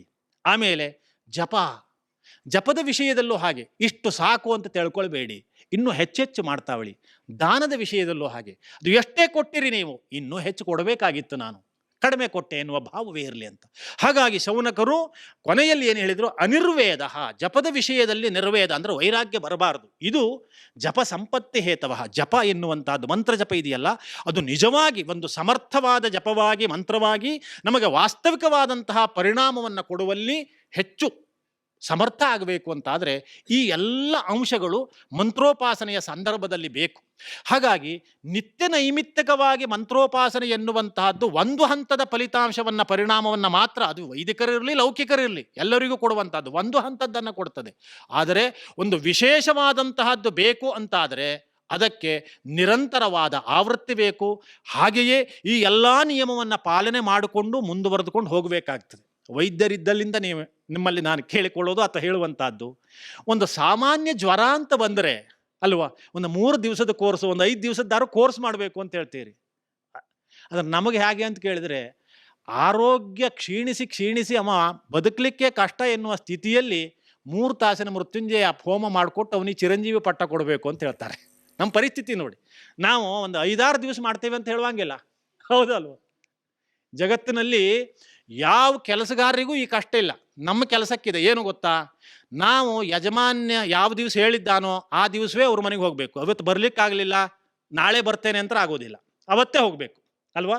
ಎರಡನೇದು, ಇವತ್ತು ಪೂರ್ಣ ಮಾಡಲಿಕ್ಕಾಗಲಿಲ್ಲ, ನಾಳೆ ಒಂದಷ್ಟು ಮಾಡ್ತೇವೆ ಅಂತ ಹೇಳುವಂಗಿಲ್ಲ. ಈ 4 ದಿವಸ ಅನುಷ್ಠಾನ ಆದರೆ 4 ದಿವಸ ಮಾಡ್ಬೋದು. ಒಂದೇ ದಿವಸ ದೇವ ಕಾರ್ಯ, ಇವತ್ತು ಪಾರಾಯಣ ಇಷ್ಟೇ ಓದಲಿಕ್ಕಾಯಿತು, ನಾಳೆ ಇಷ್ಟು ಓದ್ತೇವೆ ಅಂದರೆ ಆಗೋದಿಲ್ಲ, ನಾವು ಅವತ್ತೇ ಮುಗಿಸ್ಲೇಬೇಕು ಅಲ್ವಾ? ಕಾರಣ, ಇದನ್ನು ಹೇಳಲಿಕ್ಕೆ ಕಾರಣ ಏನು ಅಂತ ಕೇಳಿದ್ರೆ, ಒಂದು ಸಾಮಾನ್ಯವಾದಂತಹ ಜ್ವರದಂತಹ ವ್ಯಾಧಿಯನ್ನು ಪರಿಹಾರ ಮಾಡಿಕೊಳ್ಬೇಕು ಅಂತಾದರೆ, ಅಷ್ಟು ದಿವಸದ್ದು ಬೇಕು ಅಂತಾದರೆ, ತೀವ್ರವಾದಂತಹ ಪೀಡಿಸುವಂತಹ ವ್ಯಾಧಿಯೊಂದರ ಪರಿಹಾರಕ್ಕೆ ಮಂತ್ರೋಪಾಸನೆಯು ಆವೃತ್ತಿ ಸಹಿತವಾಗಿ ಅಷ್ಟು ದೀರ್ಘಕಾಲಿಕವಾಗಿ ಬೇಕಾಗ್ತದೆ. ಅದನ್ನೇ ಹಿರಿಯರು ಮನಗಂಡಿದ್ರು. ಹಾಗಾಗಿ ಮಂತ್ರದ ಪುರಶ್ಚರಣೆ, ನಿರಂತರವಾದಂತಹ ಉಪಾಸನೆ ಇದೆಯಲ್ಲ, ಅದು ಮನುಷ್ಯನ ಅಂತರಂಗದಲ್ಲಿ ಒಂದು ವ್ಯವಸ್ಥೆಯನ್ನು ಕಲ್ಪಿಸುವುದರ ಜೊತೆಯಲ್ಲಿ ಮನುಷ್ಯನ ಸುತ್ತಲಿರುವಂತಹ ಆಕಾಶದಲ್ಲೂ ಸಹಿತ ಗುಣಾತ್ಮಕವಾದಂತಹ ಪರಿಣಾಮವನ್ನು ಉಂಟು ಮಾಡುವಂತಹ ಸಾಮರ್ಥ್ಯವನ್ನು ಇಟ್ಟುಕೊಂಡಿದೆ ಎನ್ನುವ ಹಿನ್ನೆಲೆಯನ್ನೇ ಮಂತ್ರದ ಸಾಹಿತ್ಯದ ಮೂಲಕವಾಗಿ ಗುರುತಿಸಿ ಅಂತಹ ವ್ಯಾಧಿ ಪರಿಹಾರಕ್ಕಾಗಿ ಅನೇಕ ಮಂತ್ರಗಳ ಉಪಾಸನೆಯನ್ನು ಹೇಳಿದರು. ತನ್ಮೂಲಕವಾಗಿ ಮಂತ್ರಗಳು, ಮಂತ್ರ ಪ್ರತಿಪಾದ್ಯವಾದಂತಹ ದೇವತೆಯ ಅನುಗ್ರಹ ಎನ್ನುವಂತಹದ್ದೇನಿದೆ ಅದು ಮನುಷ್ಯನನ್ನ ಆ ಹಂತದಿಂದ ದಾಟಿಸ್ತದೆ. ಹಾಗಾಗಿ ಶಾರೀರಿಕವಾಗಿ ಬಂದಂತಹ ಕರ್ಮ ಪ್ರಕಾರದಿಂದ ಬಂದಂತಹ ವ್ಯಾಧಿಗಳೇನಿವೆ ಅದನ್ನು ಆ ಮೂಲಕವಾಗಿ ಪರಿಹರಿಸಿಕೊಳ್ಳಬಹುದು. ಉಳಿದದ್ದನ್ನು ಯುಕ್ತಿ ವ್ಯಪಾಶ್ರಯ, ಕೆಲವು ವಾತಪಿತ್ತಾದಿ ದೋಷದಿಂದ ಬರುವುದನ್ನು ವೈದ್ಯರಲ್ಲಿ ಹೋಗಿ ಅವರು ಕೊಡುವ ಚಿಕಿತ್ಸೆ, ಆಹಾರ ವಿಹಾರಗಳ ಅತ್ಯುನ್ನತವಾದಂತಹ ವ್ಯವಸ್ಥೆಯನ್ನು ಇಟ್ಟುಕೊಂಡೇ ಮಾಡಬೇಕು. ಮೂರನೆಯದನ್ನು ಹೇಳುವಾಗ ಸತ್ವಾವಜಯ, ಆಧ್ಯಾತ್ಮಿಕ ರೋಗಕ್ಕೆ ಆಧ್ಯಾತ್ಮಿಕದ ಪದದ ಸ್ಪರ್ಶ ಆಗಿದೆಯಲ್ಲ. ಆಧ್ಯಾತ್ಮಿಕ ರೋಗಗಳು ಅಂದರೆ ಏನು ಅರ್ಥ ಆಗಿದ್ರೆ ಅಂತ ಕೇಳಿದ್ರೆ, ಒಂದಷ್ಟನ್ನು ನಾವು ಅದನ್ನು ರೋಗ ಅಂತಿಮತ್ತು ಗುರುತಿಸ್ತಾ ಇಲ್ಲ, ಆದರೆ ನಿಜವಾಗಿ ಆಧ್ಯಾತ್ಮಿಕವಾಗಿ ಅವು ರೋಗಗಳೇ. ಉದಾಹರಣೆಗೆ ಯಾವುದು ಅಂತ ಕೇಳಿದ್ರೆ, ರಾಗದ್ವೇಷಗಳು ಇವೆಯಲ್ಲ, ಅದು ನಿಜವಾಗಿ ಎಲ್ಲ ರೋಗಗಳಿಗೂ ಮೂಲ ಕಾರಣ. ಆಯುರ್ವೇದದ ಮಾಧವ ನಿಧಾನ ಎನ್ನುವಂತಹ ಗ್ರಂಥದಲ್ಲಿ ಉಲ್ಲೇಖ ಆಗುವಾಗ ಹೇಳ್ತಾರೆ, ರಾಗಾತ್ ಸಂಜಾಯತೆ ವಾತಃ ದ್ವೇಷಾತ್ ಪಿತ್ತಂ ಪ್ರಜಾಯತೆ ಅಂತ. ರಾಗ ಎನ್ನುವಂತಹದ್ದು ಇದೆಯಲ್ಲ, ವಿಪರೀತವಾದ ಆಸಕ್ತಿ, ಯಾವುದೋ ಸಂಗತಿಯನ್ನು ಕುರಿತಾದ ವಿಪರೀತ ಆಸಕ್ತಿ ಇದೆಯಲ್ಲ, ಅದು ವಾತ ಉಲ್ಬಣ ಆಗುವಂತಹ ಪರಿಸ್ಥಿತಿಯನ್ನು ನಿರ್ಮಾಣ ಮಾಡ್ತದೆ ಅಂತ ನಮಗೆ ಮೊದಲು ಗೊತ್ತಾಗೋದಿಲ್ಲ. ದ್ವೇಷ ಎನ್ನುವಂತಹದ್ದು ಇದೆಯಲ್ಲ, ಅದು ತತ್ಕ್ಷಣದಲ್ಲಿ ನಮಗೆ ಗೊತ್ತಾಗೋದಿಲ್ಲ, ಅದು ಅಂತಿಮವಾಗಿ ಪಿತ್ತದ ಪ್ರಕೋಪಕ್ಕೆ ಕಾರಣವಾಗಲಿಕ್ಕೆ, ಅನೇಕ ರೋಗಗಳು ಆ ಮೂಲಕವಾಗಿಯೇ ಪ್ರಾರಂಭ ಆಗಲಿಕ್ಕೆ ಗೊತ್ತಾಗ್ಬಿಡ್ತದೆ. ಯಾವುದೆಲ್ಲವುದೂ ಸಹಿತ ಮಹಾರೋಗಗಳು ಅಂತ ಗಣನೆ ಮಾಡಲ್ಪಟ್ಟಿವೆಯೋ ಆ ಮಹಾರೋಗಗಳು ತತ್ಕ್ಷಣದಲ್ಲಿ ಅದು ಗೊತ್ತಾಗೋದೇ ಇಲ್ಲ. ನಮಗೆ ತತ್ಕ್ಷಣದಲ್ಲಿ ಗೊತ್ತಾಗೋದು ಜ್ವರ ಗಿರ ಆದ್ರೆ ಮಾತ್ರ ಗೊತ್ತಾಗ್ತದೆ. ಉಳಿದೆಲ್ಲ ರೋಗಿಗೆ ಒಂದು 3 ವರ್ಷ ಆದಮೇಲೆ 3ನೇ ಸ್ಟೇಜು ಅಂತ ಕರೀತಾರೆ, ಆ ಹೊತ್ತಿನಲ್ಲಿ ಗೊತ್ತಾಗ್ತದೆ. ಈ ರಾಗದ್ವೇಷಗಳು ಸಹಿತ ಮಹಾರೋಗಗಳು ಯಾಕೆ ಅಂತ ಕೇಳಿದರೆ ಅದು ತತ್ಕ್ಷಣದಲ್ಲಿ ಗೊತ್ತಾಗೋದೇ ಇಲ್ಲ ರೋಗಿಗೆ ಇದೇನು ರೋಗ ಅಂತ. ಇಲ್ಲ, ಅದರ ಪರಿಣಾಮಗಳು ದೇಹದ ಒಳಗಡೆಗೆ ಅಷ್ಟೆಲ್ಲ ಮಾಡ್ತಾ ಇರುವುದರಿಂದ ಅದು ಮನುಷ್ಯನ ಮನಸ್ಸನ್ನು ಪ್ರಸನ್ನ ಚಿತ್ತವಾಗಿರುವುದನ್ನು ಬಿಟ್ಟು ಅಪ್ರಸನ್ನತೆಯ ಒಂದು ಲಕ್ಷಣಕ್ಕೆ ತೆಗೆದುಕೊಂಡು ಹೋಗ್ಬಿಡ್ತದೆ. ಅಪ್ರಸನ್ನಸ್ಯ ಚಿತ್ತಸ್ಯ ರೋಗ ಸರ್ವೇ ಭವಂತಿ. ಯಾವಾಗ ಮನುಷ್ಯನ ಚಿತ್ತ ಎನ್ನುವುದು ಅಪ್ರಸನ್ನತೆಯನ್ನು ಹೊಂದಿತೋ, ಸಮಸ್ಥಿತಿಯನ್ನು ಕಾಪಾಡಿಕೊಳ್ಳುವಲ್ಲಿ ಅಸಮರ್ಥವಾಯಿತೋ, ಆಗ ಅದು ಎಲ್ಲ ರೋಗಕ್ಕೆ ಆಮಂತ್ರಣವನ್ನು ಅದೇ ನೀಡಲಿಕ್ಕೆ ಪ್ರಾರಂಭ ಮಾಡಿತು ಅಂತ ಅರ್ಥ. ಯಾವಾಗ ಮನುಷ್ಯನ ಮನಸ್ಸೇ ಅಷ್ಟು ಅಸಮರ್ಥವಾಗಿದೆ ಅಂತಾದರೆ, ಮನುಷ್ಯನ ಮನಸ್ಸಿಗೆ ಅಂತಹ ಒಂದು ಔಷಧದ ರೂಪದ ಅಂತಹ ಒಂದು ಬಲ ತುಂಬುವಂತಹ ಚಿಕಿತ್ಸೆಗಳನ್ನು ಮಾಡಬೇಕು ಅಂತಾದರೆ ಅನೇಕ ಉಪಾಯಗಳ ಪೈಕಿ ಧ್ಯಾನವೂ ಒಂದು, ಜೊತೆಯಲ್ಲಿ ಇಂತಹ ಮಂತ್ರದ ಉಪಾಸನೆಯೂ ಒಂದು, ದೇವತೆಯನ್ನು ಕುರಿತು ಮಾಡುವಂತಹ ಅನೇಕ ಸ್ತೋತ್ರ ಸಾಹಿತ್ಯಗಳಿರ್ಬೋದು, ಅದು ಆಗತ್ತೆ. ಅದಕ್ಕೂ ಇತಿಹಾಸಗಳಿವೆ. ಉದಾಹರಣೆಗೆ ನಿಮಗೆ ಗೊತ್ತಿದೆಯೋ ಇಲ್ವೋ ಗೊತ್ತಿಲ್ಲ, ನಾರಾಯಣೀಯಂ ಅಂತ ಸಂಸ್ಕೃತದಲ್ಲೊಂದು ಸುಂದರ ಸ್ತೋತ್ರ ಸಾಹಿತ್ಯ ಇದೆ. ಕೃಷ್ಣನನ್ನು, ಗುರುವಾಯೂರಿನ ಕೃಷ್ಣ ಇದೆಯಲ್ಲ ದೇವಸ್ಥಾನ, ಕೃಷ್ಣನ ಭಕ್ತನೋರ್ವ ನಂಬೂದರಿ, ನಾರಾಯಣ ನಂಬೂದರಿ ಅಂತ ಒಬ್ಬ ನಂಬೂದರಿ ತನಗೆ ವಾತರೋಗ ಬಂದು ಉಲ್ಬಣವಾದಂತಹ ಅವಸ್ಥೆಯಲ್ಲಿ ಗುರುವಾಯೂರಿನ ಕೃಷ್ಣನ ಎದುರುಗಡೆ ಕುಳಿತುಕೊಂಡು ತಾನೇ ರಚಿಸಿ ಹಾಡಿ ಹೊಗಳಿದಂತಹ ಕೃತಿ ಅದು. ಅದು ಸಂಗ್ರಹ ಇದೆ, ಕೃಷ್ಣನ ದಶಾವತಾರದ ಎಲ್ಲ ವರ್ಣನೆಗಳು ಬರುವಂತಹದ್ದು. ಅದನ್ನು ಇವತ್ತೂ ಸಹಿತ ಸಂಪ್ರದಾಯದಲ್ಲಿ ವಾತರೋಗಕ್ಕೆ ಹರಣ ಮಾಡಲಿಕ್ಕೆ ಸ್ತೋತ್ರ ಪಠನ ಮಾಡಿದರೆ ಅತ್ಯುತ್ತಮವಾದ ಔಷಧದಂತೆ ಕೆಲಸ ಮಾಡುವಂತಹದ್ದು ಅಂತ ಹೇಳ್ತಾರೆ. ಪ್ರತಿನಿತ್ಯ ವಿಷ್ಣು ಸಹಸ್ರನಾಮ ಮಾಡುವಂತಹದ್ದು ಅಂತ ಇದೆಯಲ್ಲ, ಆ ವಿಷ್ಣು ಸಹಸ್ರನಾಮವು ಸಹಿತ ಅನೇಕ ರೋಗಗಳನ್ನು ಪರಿಹರಿಸಲಿಕ್ಕೆ ಸಮರ್ಥವಾದ ಸ್ತೋತ್ರ ಸಾಹಿತ್ಯ. ಬೇಡ ಅಚ್ಯುತಾಯ ನಮಃ, ಅನಂತಾಯ ನಮಃ, ಗೋವಿಂದಾಯ ನಮಃ ಎನ್ನುವಂತಹ 3 ನಾಮಮಂತ್ರಗಳು ಅಂತ ಕರಿತೇವಲ್ಲ, ಅದು ರೋಗ ಪರಿಹಾರಕ್ಕಾಗಿಯೇ ಮಂತ್ರಶಾಸ್ತ್ರ ಹೇಳಿರುವಂತಹ ಅಪೂರ್ವವಾದ ನಾಮಮಂತ್ರ. ಈಗ ಕೆಲವು ವರ್ಷಗಳ ಹಿಂದೆ ಪತ್ರಿಕೆಯಲ್ಲಿ ವರದಿಯಾಗಿತ್ತು, ಪುಣಾದ ಯಾವುದೋ ಒಂದು ವೈದ್ಯಕೀಯ ಸಂಶೋಧನಾ ಸಂಸ್ಥೆ ವಿಠ್ಠಲ ವಿಠ್ಠಲ ವಿಠ್ಠಲ ಎನ್ನುವಂತಹ ಈ 3 ಅಕ್ಷರದ ಒಂದು ಪದವನ್ನು ನಿರಂತರವಾಗಿ ಉಚ್ಚರಿಸ್ತಾ ಇದ್ದರೆ ಟಕಾರಕ್ಕೆ ಟಕಾರ ಒತ್ತಿನಿಂದ ಕೂಡಿರುವ ಶಬ್ದ ಇದಾದದ್ದರಿಂದ ಹೃದಯ ಸಂಬಂಧಿಯಾದಂತಹ ಅನೇಕ ಕಾಯಿಲೆಗಳಿಗೆ ಅದು ಅಪೂರ್ವವಾದಂತಹ ಔಷಧವನ್ನು ನೀಡುವಂತಹ ಒಂದು ಮಂತ್ರ, ಅದೊಂದು ನಾಮ ಅಂತ. ಇಡೀ ಪಂಢರಪುರದ ಭಕ್ತ ಪರಂಪರೆ ಅದನ್ನು ನಿರಂತರವಾಗಿ ಭಜನೆ ಮಾಡುತ್ತಾ ನಡೆಸ್ಕೊಂಡು ಬಂದಿದೆ ಅಂತ ಆದರೆ ಸುಮ್ಮನಲ್ಲ ಅದು, ಅಲ್ವೋ? ನಮ್ಮ ಹಿರಿಯರು ಕೇವಲ ಭಾವನಾತ್ಮಕವಾಗಿ ಅಕಾಲ ಮೃತ್ಯುಹರಣಂ ಸರ್ವವ್ಯಾಧಿ ನಿವಾರಣಂ ಅಂತ ಹೇಳಿ ತೀರ್ಥಪ್ರಾಶನೆಯನ್ನು ಮಾಡಿಯೋ ಅಥವಾ ದೇವರನ್ನು ವೈದ್ಯ ಅಂತ ಕರೆದೋ ಹೇಳಿಲ್ಲ. ಎಲ್ಲವನ್ನೂ ಪರಿಹರಿಸುವಂತಹ ಒಂದು ಅದ್ಭುತವಾದ ಸಾಮರ್ಥ್ಯ ಅವುಗಳಿಗೆ ಇದೆ ಎನ್ನುವುದನ್ನು ನಂಬಿಕೊಂಡೇ ಅದನ್ನು ನಚ್ಚಿಕೊಂಡೇ ಉಪಾಸನೆ ಮಾಡಿಕೊಳ್ತಾ ಬಂದದ್ದು ಈ ಪರಂಪರೆಯ ವೈಶಿಷ್ಟ್ಯ ಅಂತ ಅರ್ಥ. ಅಂತಹ ಪರಂಪರೆಯಲ್ಲಿ ಹಾಗಾಗಿ ಮಂತ್ರವನ್ನು ವೈದಿಕವಾದದ್ದಿರಬಹುದು, ಮಂತ್ರಶಾಸ್ತ್ರವಾದದ್ದಿರಬಹುದು, ಅದನ್ನು ಗುರುಮುಖದಿಂದ ಉಪಾಸನೆಯನ್ನು ಪಡೆದುಕೊಂಡು ಎಲ್ಲ ಶುಚಿತ್ವಾದ ನಿಯಮವನ್ನು ಇಟ್ಟುಕೊಂಡು ನಿಯಮಪೂರ್ವಕವಾಗಿ ಯಾರು ಮಂತ್ರೋಪಾಸನೆಯನ್ನು ನಡೆಸ್ಕೊಂಡು ಬರ್ತಾರೋ ಅಂಥವರು ರೋಗದಿಂದ ಮುಕ್ತರಾಗಬಹುದು. ರೋಗ ಮುಂದೆ ಬರುವ ಪೂರ್ವದಲ್ಲಿ ಮನಸ್ಸಿಗೆ ಬೇಕಾದಂತಹ ಎಲ್ಲ ವಿಧವಾದಂತಹ ಸಂಸ್ಕಾರವನ್ನು, ಮನಃಪ್ರಸನ್ನತೆಯನ್ನು ಆ ಮೂಲಕವಾಗಿ ಗಳಿಸಿಕೊಳ್ಳಬಹುದು ಎನ್ನುವುದನ್ನು ಕಂಡುಕೊಂಡೇ ಹಿರಿಯರು ಶಾರೀರಿಕ ರೋಗ ಇರಲಿ, ಮಾನಸಿಕವಾದ ರೋಗ ಇರಲಿ, ಅದನ್ನೂ ಮೀರಿರುವಂತಹ ಅಧ್ಯಾತ್ಮ ಅಂದರೆ ಜೀವಕ್ಕೆ ಸಂಬಂಧಪಟ್ಟು ಉಪಾಧಿಯಿಂದ ದೆಸೆಯಿಂದಾಗಿ ಜನ್ಮ ಜನ್ಮಾಂತರದಿಂದ ನಡೆಸಿಕೊಂಡು ಬರ್ತಾ ಇರುವ ರೋಗ ಇರಲಿ, ಅದು ಎಲ್ಲವುದಕ್ಕೂ ಅದು ಪರಿಹಾರವನ್ನು ಕೊಡಬಹುದು ಅಂತ ಕಂಡುಕೊಂಡ್ರು. ಹಾಗಾಗಿ ಆಚಾರ್ಯ ಶಂಕರರು ತಮ್ಮ ಪ್ರಶ್ನೋತ್ತರ ಮಾಲಿಕೆಯಲ್ಲಿ ಒಂದು ಮಾತನ್ನು ಹೇಳ್ತಾರೆ, ಒಂದು ಪ್ರಶ್ನೆಯನ್ನು ಕೇಳಿ ಅವರೇ ಉತ್ತರ ಕೊಡ್ತಾರೆ. ಈ ಜಗತ್ತಿನಲ್ಲಿ, ಈ ಪ್ರಪಂಚದಲ್ಲಿ ದೀರ್ಘ ರೋಗ ಯಾವುದು ಅಂತ, ಕೋ ದೀರ್ಘ ರೋಗ ಒಂದು ಪ್ರಶ್ನೆ ಮಾಡಿದರು. ದೀರ್ಘ ರೋಗ ಯಾವುದು ಅಂತ ಕೇಳಿದ್ರೆ ಭವ ಏವ ಸಾಧು ಅಂತ, ಸಂಸಾರವೇ ದೀರ್ಘ ರೋಗ ಅಂತ. ಸಂಸಾರದಲ್ಲಿ ರೋಗ ಅಂತಲ್ಲ, ಗಮನ ಇಡಿ, ಸಂಸಾರ ಅಂದರೆ ರೋಗ ಅಂತ. ಅಂದ್ರೆ ಸಂಸಾರ ಅಂದ್ರೆ ರೋಗ ಅಂದ್ರೆ ನೀವು ಅರ್ಥ ಮಾಡಿಕೊಳ್ಳುವಾಗ ತಪ್ಪು ತಿಳಿಬೇಡಿ. ಸಂಸಾರ ಅಂದ್ರೆ ಗಂಡ ಹೆಂಡತಿ ಮಕ್ಕಳು ಎನ್ನುವ ಪದ ಪ್ರಯೋಗದಿಂದ ಬಳಸಿದ್ದಲ್ಲ ಆಚಾರ್ಯ ಶಂಕರರು. ಚಿತ್ತಮೇವ ಹಿ ಸಂಸಾರ ತತ್ಪ್ರಯತ್ನೇನ ಶೋಧಯೇತ್. ರಾಗದ್ವೇಷಗಳಿಂದ ಕೂಡಿರುವ ಚಿತ್ತ ಮನಸ್ಸಿದೆಯಲ್ಲ, ಅದು ಸಂಸಾರ ಅಂದರೆ. ಅದನ್ನು ಮೀರಲಿಲ್ಲ, ಅದರ ಜೊತೆಯಲ್ಲಿ ಬದುಕ್ತಾ ಇದ್ದಾನೆ ಅಂತ ಆದರೆ ಮನುಷ್ಯ ರೋಗಿಷ್ಠನಾಗಿದ್ದಾನೆ ಅಂತಲೇ ಅರ್ಥ. ಹಾಗಾಗಿ ಅದೇ ಪರಂಪರೆಯಲ್ಲಿ ಮುಂದೆ ಬಂದಿರುವ ಭಾರತ ದೇಶ ಕಂಡ ಅಪ್ಪಟ ಶಿವಭಕ್ತರು, ಮಹಾನ್ ಪಂಡಿತರು ಆದಂತಹ ಅಪ್ಪಯ್ಯ ದೀಕ್ಷಿತರೆನ್ನುವವರು ಶಿವನನ್ನ ಸ್ತುತಿ ಮಾಡುವ ಆತ್ಮಾರ್ಪಣ ಸ್ತುತಿ ಅಂತ ಬರೆದರು. ಆ ಆತ್ಮಾರ್ಪಣ ಸ್ತುತಿಯಲ್ಲಿ ಒಂದು ಪ್ರಾರ್ಥನೆಯನ್ನು ಮಾಡ್ತಾ ಈಶ್ವರನಲ್ಲಿ ಒಂದು ಮಾತನ್ನು ಹೇಳ್ತಾರೆ. ಭಕ್ತಾಗ್ರ್ಯಾಣಾಂ ಕಥಮಪಿ ಪರೈಹಿ ಯೋ ಚಿಕಿತ್ಸ್ಯಾಂ ಅಮರ್ತ್ಯೈಹಿ ಸಂಸಾರಾಖ್ಯಾಂ ಶಮಯತಿ ರುಜಂ ಸ್ವಾತ್ಮಬೋಧೌಷಧೇನ.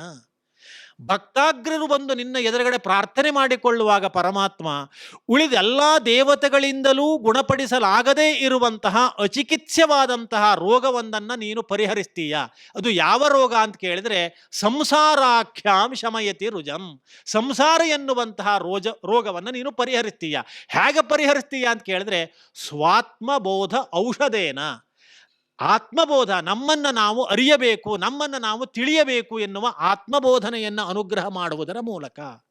ಆದ್ದರಿಂದ ತಂ ಸರ್ವಾಧೀಶ್ವರ ಭವಮಃ ದೀರ್ಘ ತೀವ್ರಾಮಯೇನ. ಸರ್ವಾಧೀಶ್ವರ, ಅಂತಹ ದೀರ್ಘವು ತೀವ್ರವು ಮಹಾ ಆಗಿರುವ ರೋಗದಿಂದ ನಾನು ಪೀಡಿತನಾಗಿದ್ದೇನೆ. ಸಂಸಾರ ರೋಗಕ್ಕೆ 3 ಲಕ್ಷಣ ಕೊಡ್ತಾರೆ. ಇದು ಮಹಾರೋಗ ಅಂದರೆ ಮೊದಲು ಗೊತ್ತಾಗೋದೇ ಇಲ್ಲ ನಮಗೆ. ನಾವು ಯೋಗ ಅಂತ ತಿಳ್ಕೊಂಡೇ ಇರ್ತೇವೆ, ಎಷ್ಟೋ ವರ್ಷ ಆದಮೇಲೆ ಗೊತ್ತಾಗೋದು ಅದು ರೋಗ ಅಂತ. ಮಹಾರೋಗ. ಎರಡನೇದು ದೀರ್ಘ ರೋಗ. ಯಾಕೆ? ಇದು ಹೆರಿಡಿಟಿಯಿಂದ ಬಂದದ್ದು. ನಮ್ಮ ಅಪ್ಪನಿಗೂ ಇದೇ ಇತ್ತು, ನಮ್ಮ ಅಜ್ಜಿಗೂ ಅದೇ ಇತ್ತು, ಮುತ್ತಜ್ಜಿಗೂ ಅದೇ ಇತ್ತು. ಸಂಸಾರ ಆರಂಭ ಆದದ್ರಿಂದ ಇದು ವಂಶವಾಹಿನಿಯಿಂದ ಹರಿದುಕೊಂಡು ಬರ್ತಾನೇ ಇದೆ. ಅಷ್ಟೇ ತೀವ್ರವಾದ ರೋಗವೂ ಅಷ್ಟೇ. ಆ ತೀವ್ರವಾದ ರೋಗದಿಂದ ಗ್ರಸ್ತರಾಗಿದ್ದೇವೆ ಎನ್ನುವ ಕಾರಣಕ್ಕಾಗಿ ನಾನು ಮೊದಲು ಹೇಳಿದ್ನಲ್ಲ, ನಮಗೆ ನಮ್ಮಲ್ಲಿ ಇರಲಿಕ್ಕೆ ಆಗ್ತಾ ಇಲ್ಲ, ನಾವು ಸ್ವಸ್ಥರಾಗಿ ಇಲ್ಲ.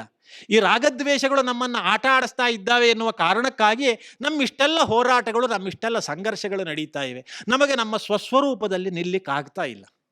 ಆದ್ದರಿಂದ ಅಂತಹ ಸ್ವಸ್ವರೂಪದಲ್ಲಿ ನಿಲ್ಲಬೇಕು ಅಂತಾದರೆ ತಂ ಸರ್ವಾಧೀಶ್ವರ ಭವ ಮಹಾದೀರ್ಘ ತೀವ್ರಾಮಯೇನ ಕ್ಲಿಷ್ಟೋಹಂ ತ್ವಾಂ ವರದ ಶರಣಂ ಯಾಮಿ ಸಂಸಾರ ವೈದ್ಯಂ. ಅಂತಹ ರೋಗದಿಂದ ಕ್ಲಿಷ್ಟನಾದಂತಹ ನಾನು ಸಂಸಾರ ವೈದ್ಯನಾದಂತಹ ನಿನ್ನಲ್ಲಿ ಶರಣು ಹೊಂದಿದ್ದೇನೆ ಅಂತ ಪ್ರಾರ್ಥನೆ ಮಾಡಿಕೊಂಡ್ರು. ಹಾಗಾಗಿ ಸಂಸಾರ ಎನ್ನುವ ರೋಗಕ್ಕೂ ಸಂಸಾರದಲ್ಲಿ ಬರುವಂತಹ ಉಳಿದೆಲ್ಲ ರೋಗಕ್ಕೂ ಪರಿಹಾರ ಎನ್ನುವಂತಹದ್ದು ಧಾರ್ಮಿಕವಾಗಿಯೂ ಆಧ್ಯಾತ್ಮಿಕವಾಗಿಯೂ ಉಂಟು.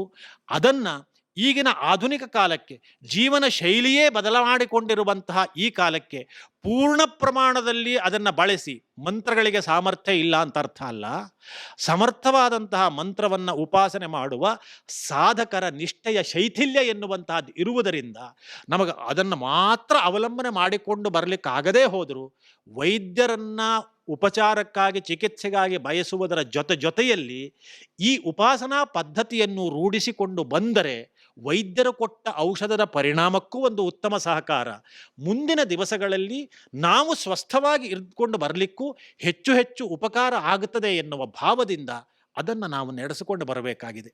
ಅಂತಹ ಮಂತ್ರ ಸಮೂಹಗಳ ಪೈಕಿ ಅಪೂರ್ವವಾದ ಬ್ರಾಹ್ಮಣನಿಗೆ ಬ್ರಾಹ್ಮಣ್ಯವನ್ನು ಬಳಸಿಕೊಳ್ಳಿಕ್ಕೆ ಕಾರಣವಾದಂತಹ ಗಾಯತ್ರಿ ಮಂತ್ರದ ಅನುಷ್ಠಾನ ನಡೆದಿದೆ. ಗಾಯತ್ರಿ ಅಂತಹ ರೋಗ ಪರಿಹಾರಕ್ಕೆ ಹೇಗೆ ಉಪಕಾರ ಮಾಡ್ತಾಳೆ ಅಂತ ಕೇಳಿದರೆ, ಆಯುರ್ವೇದದಲ್ಲಿ ಒಂದು ಮಾತಿದೆ, ರೋಗ ಬರಲಿಕ್ಕೆ ಅನೇಕ ಕಾರಣಗಳ ನಡುವೆ ಒಂದು ಮುಖ್ಯ ಕಾರಣ ಯಾವುದು ಅಂತ ಕೇಳಿದರೆ ಪ್ರಜ್ಞಾಪರಾಧ ಅಂತ ಒಂದು ಪದ ಬಳಸ್ತಾರೆ. ಮನುಷ್ಯ ಮಾಡುವ ಪ್ರಜ್ಞಾಪರಾಧ ಇದೆಯಲ್ಲ, ಅದು ಎಲ್ಲ ರೋಗ ಬರಲಿಕ್ಕೆ ಕಾರಣ ಆಗ್ತದೆ. ಏನು ಪ್ರಜ್ಞಾಪರಾಧ ಅಂತ ಕೇಳಿದರೆ, ದೀಧೃತಿ ಸ್ಮೃತಿ ವಿಭ್ರಷ್ಟ ಕರ್ಮ ಯತ್ ಕುರುತೆ ಅಶುಭಂ ಪ್ರಜ್ಞಾಪರಾಧಂ ತಂ ವಿದ್ಯಾತ್.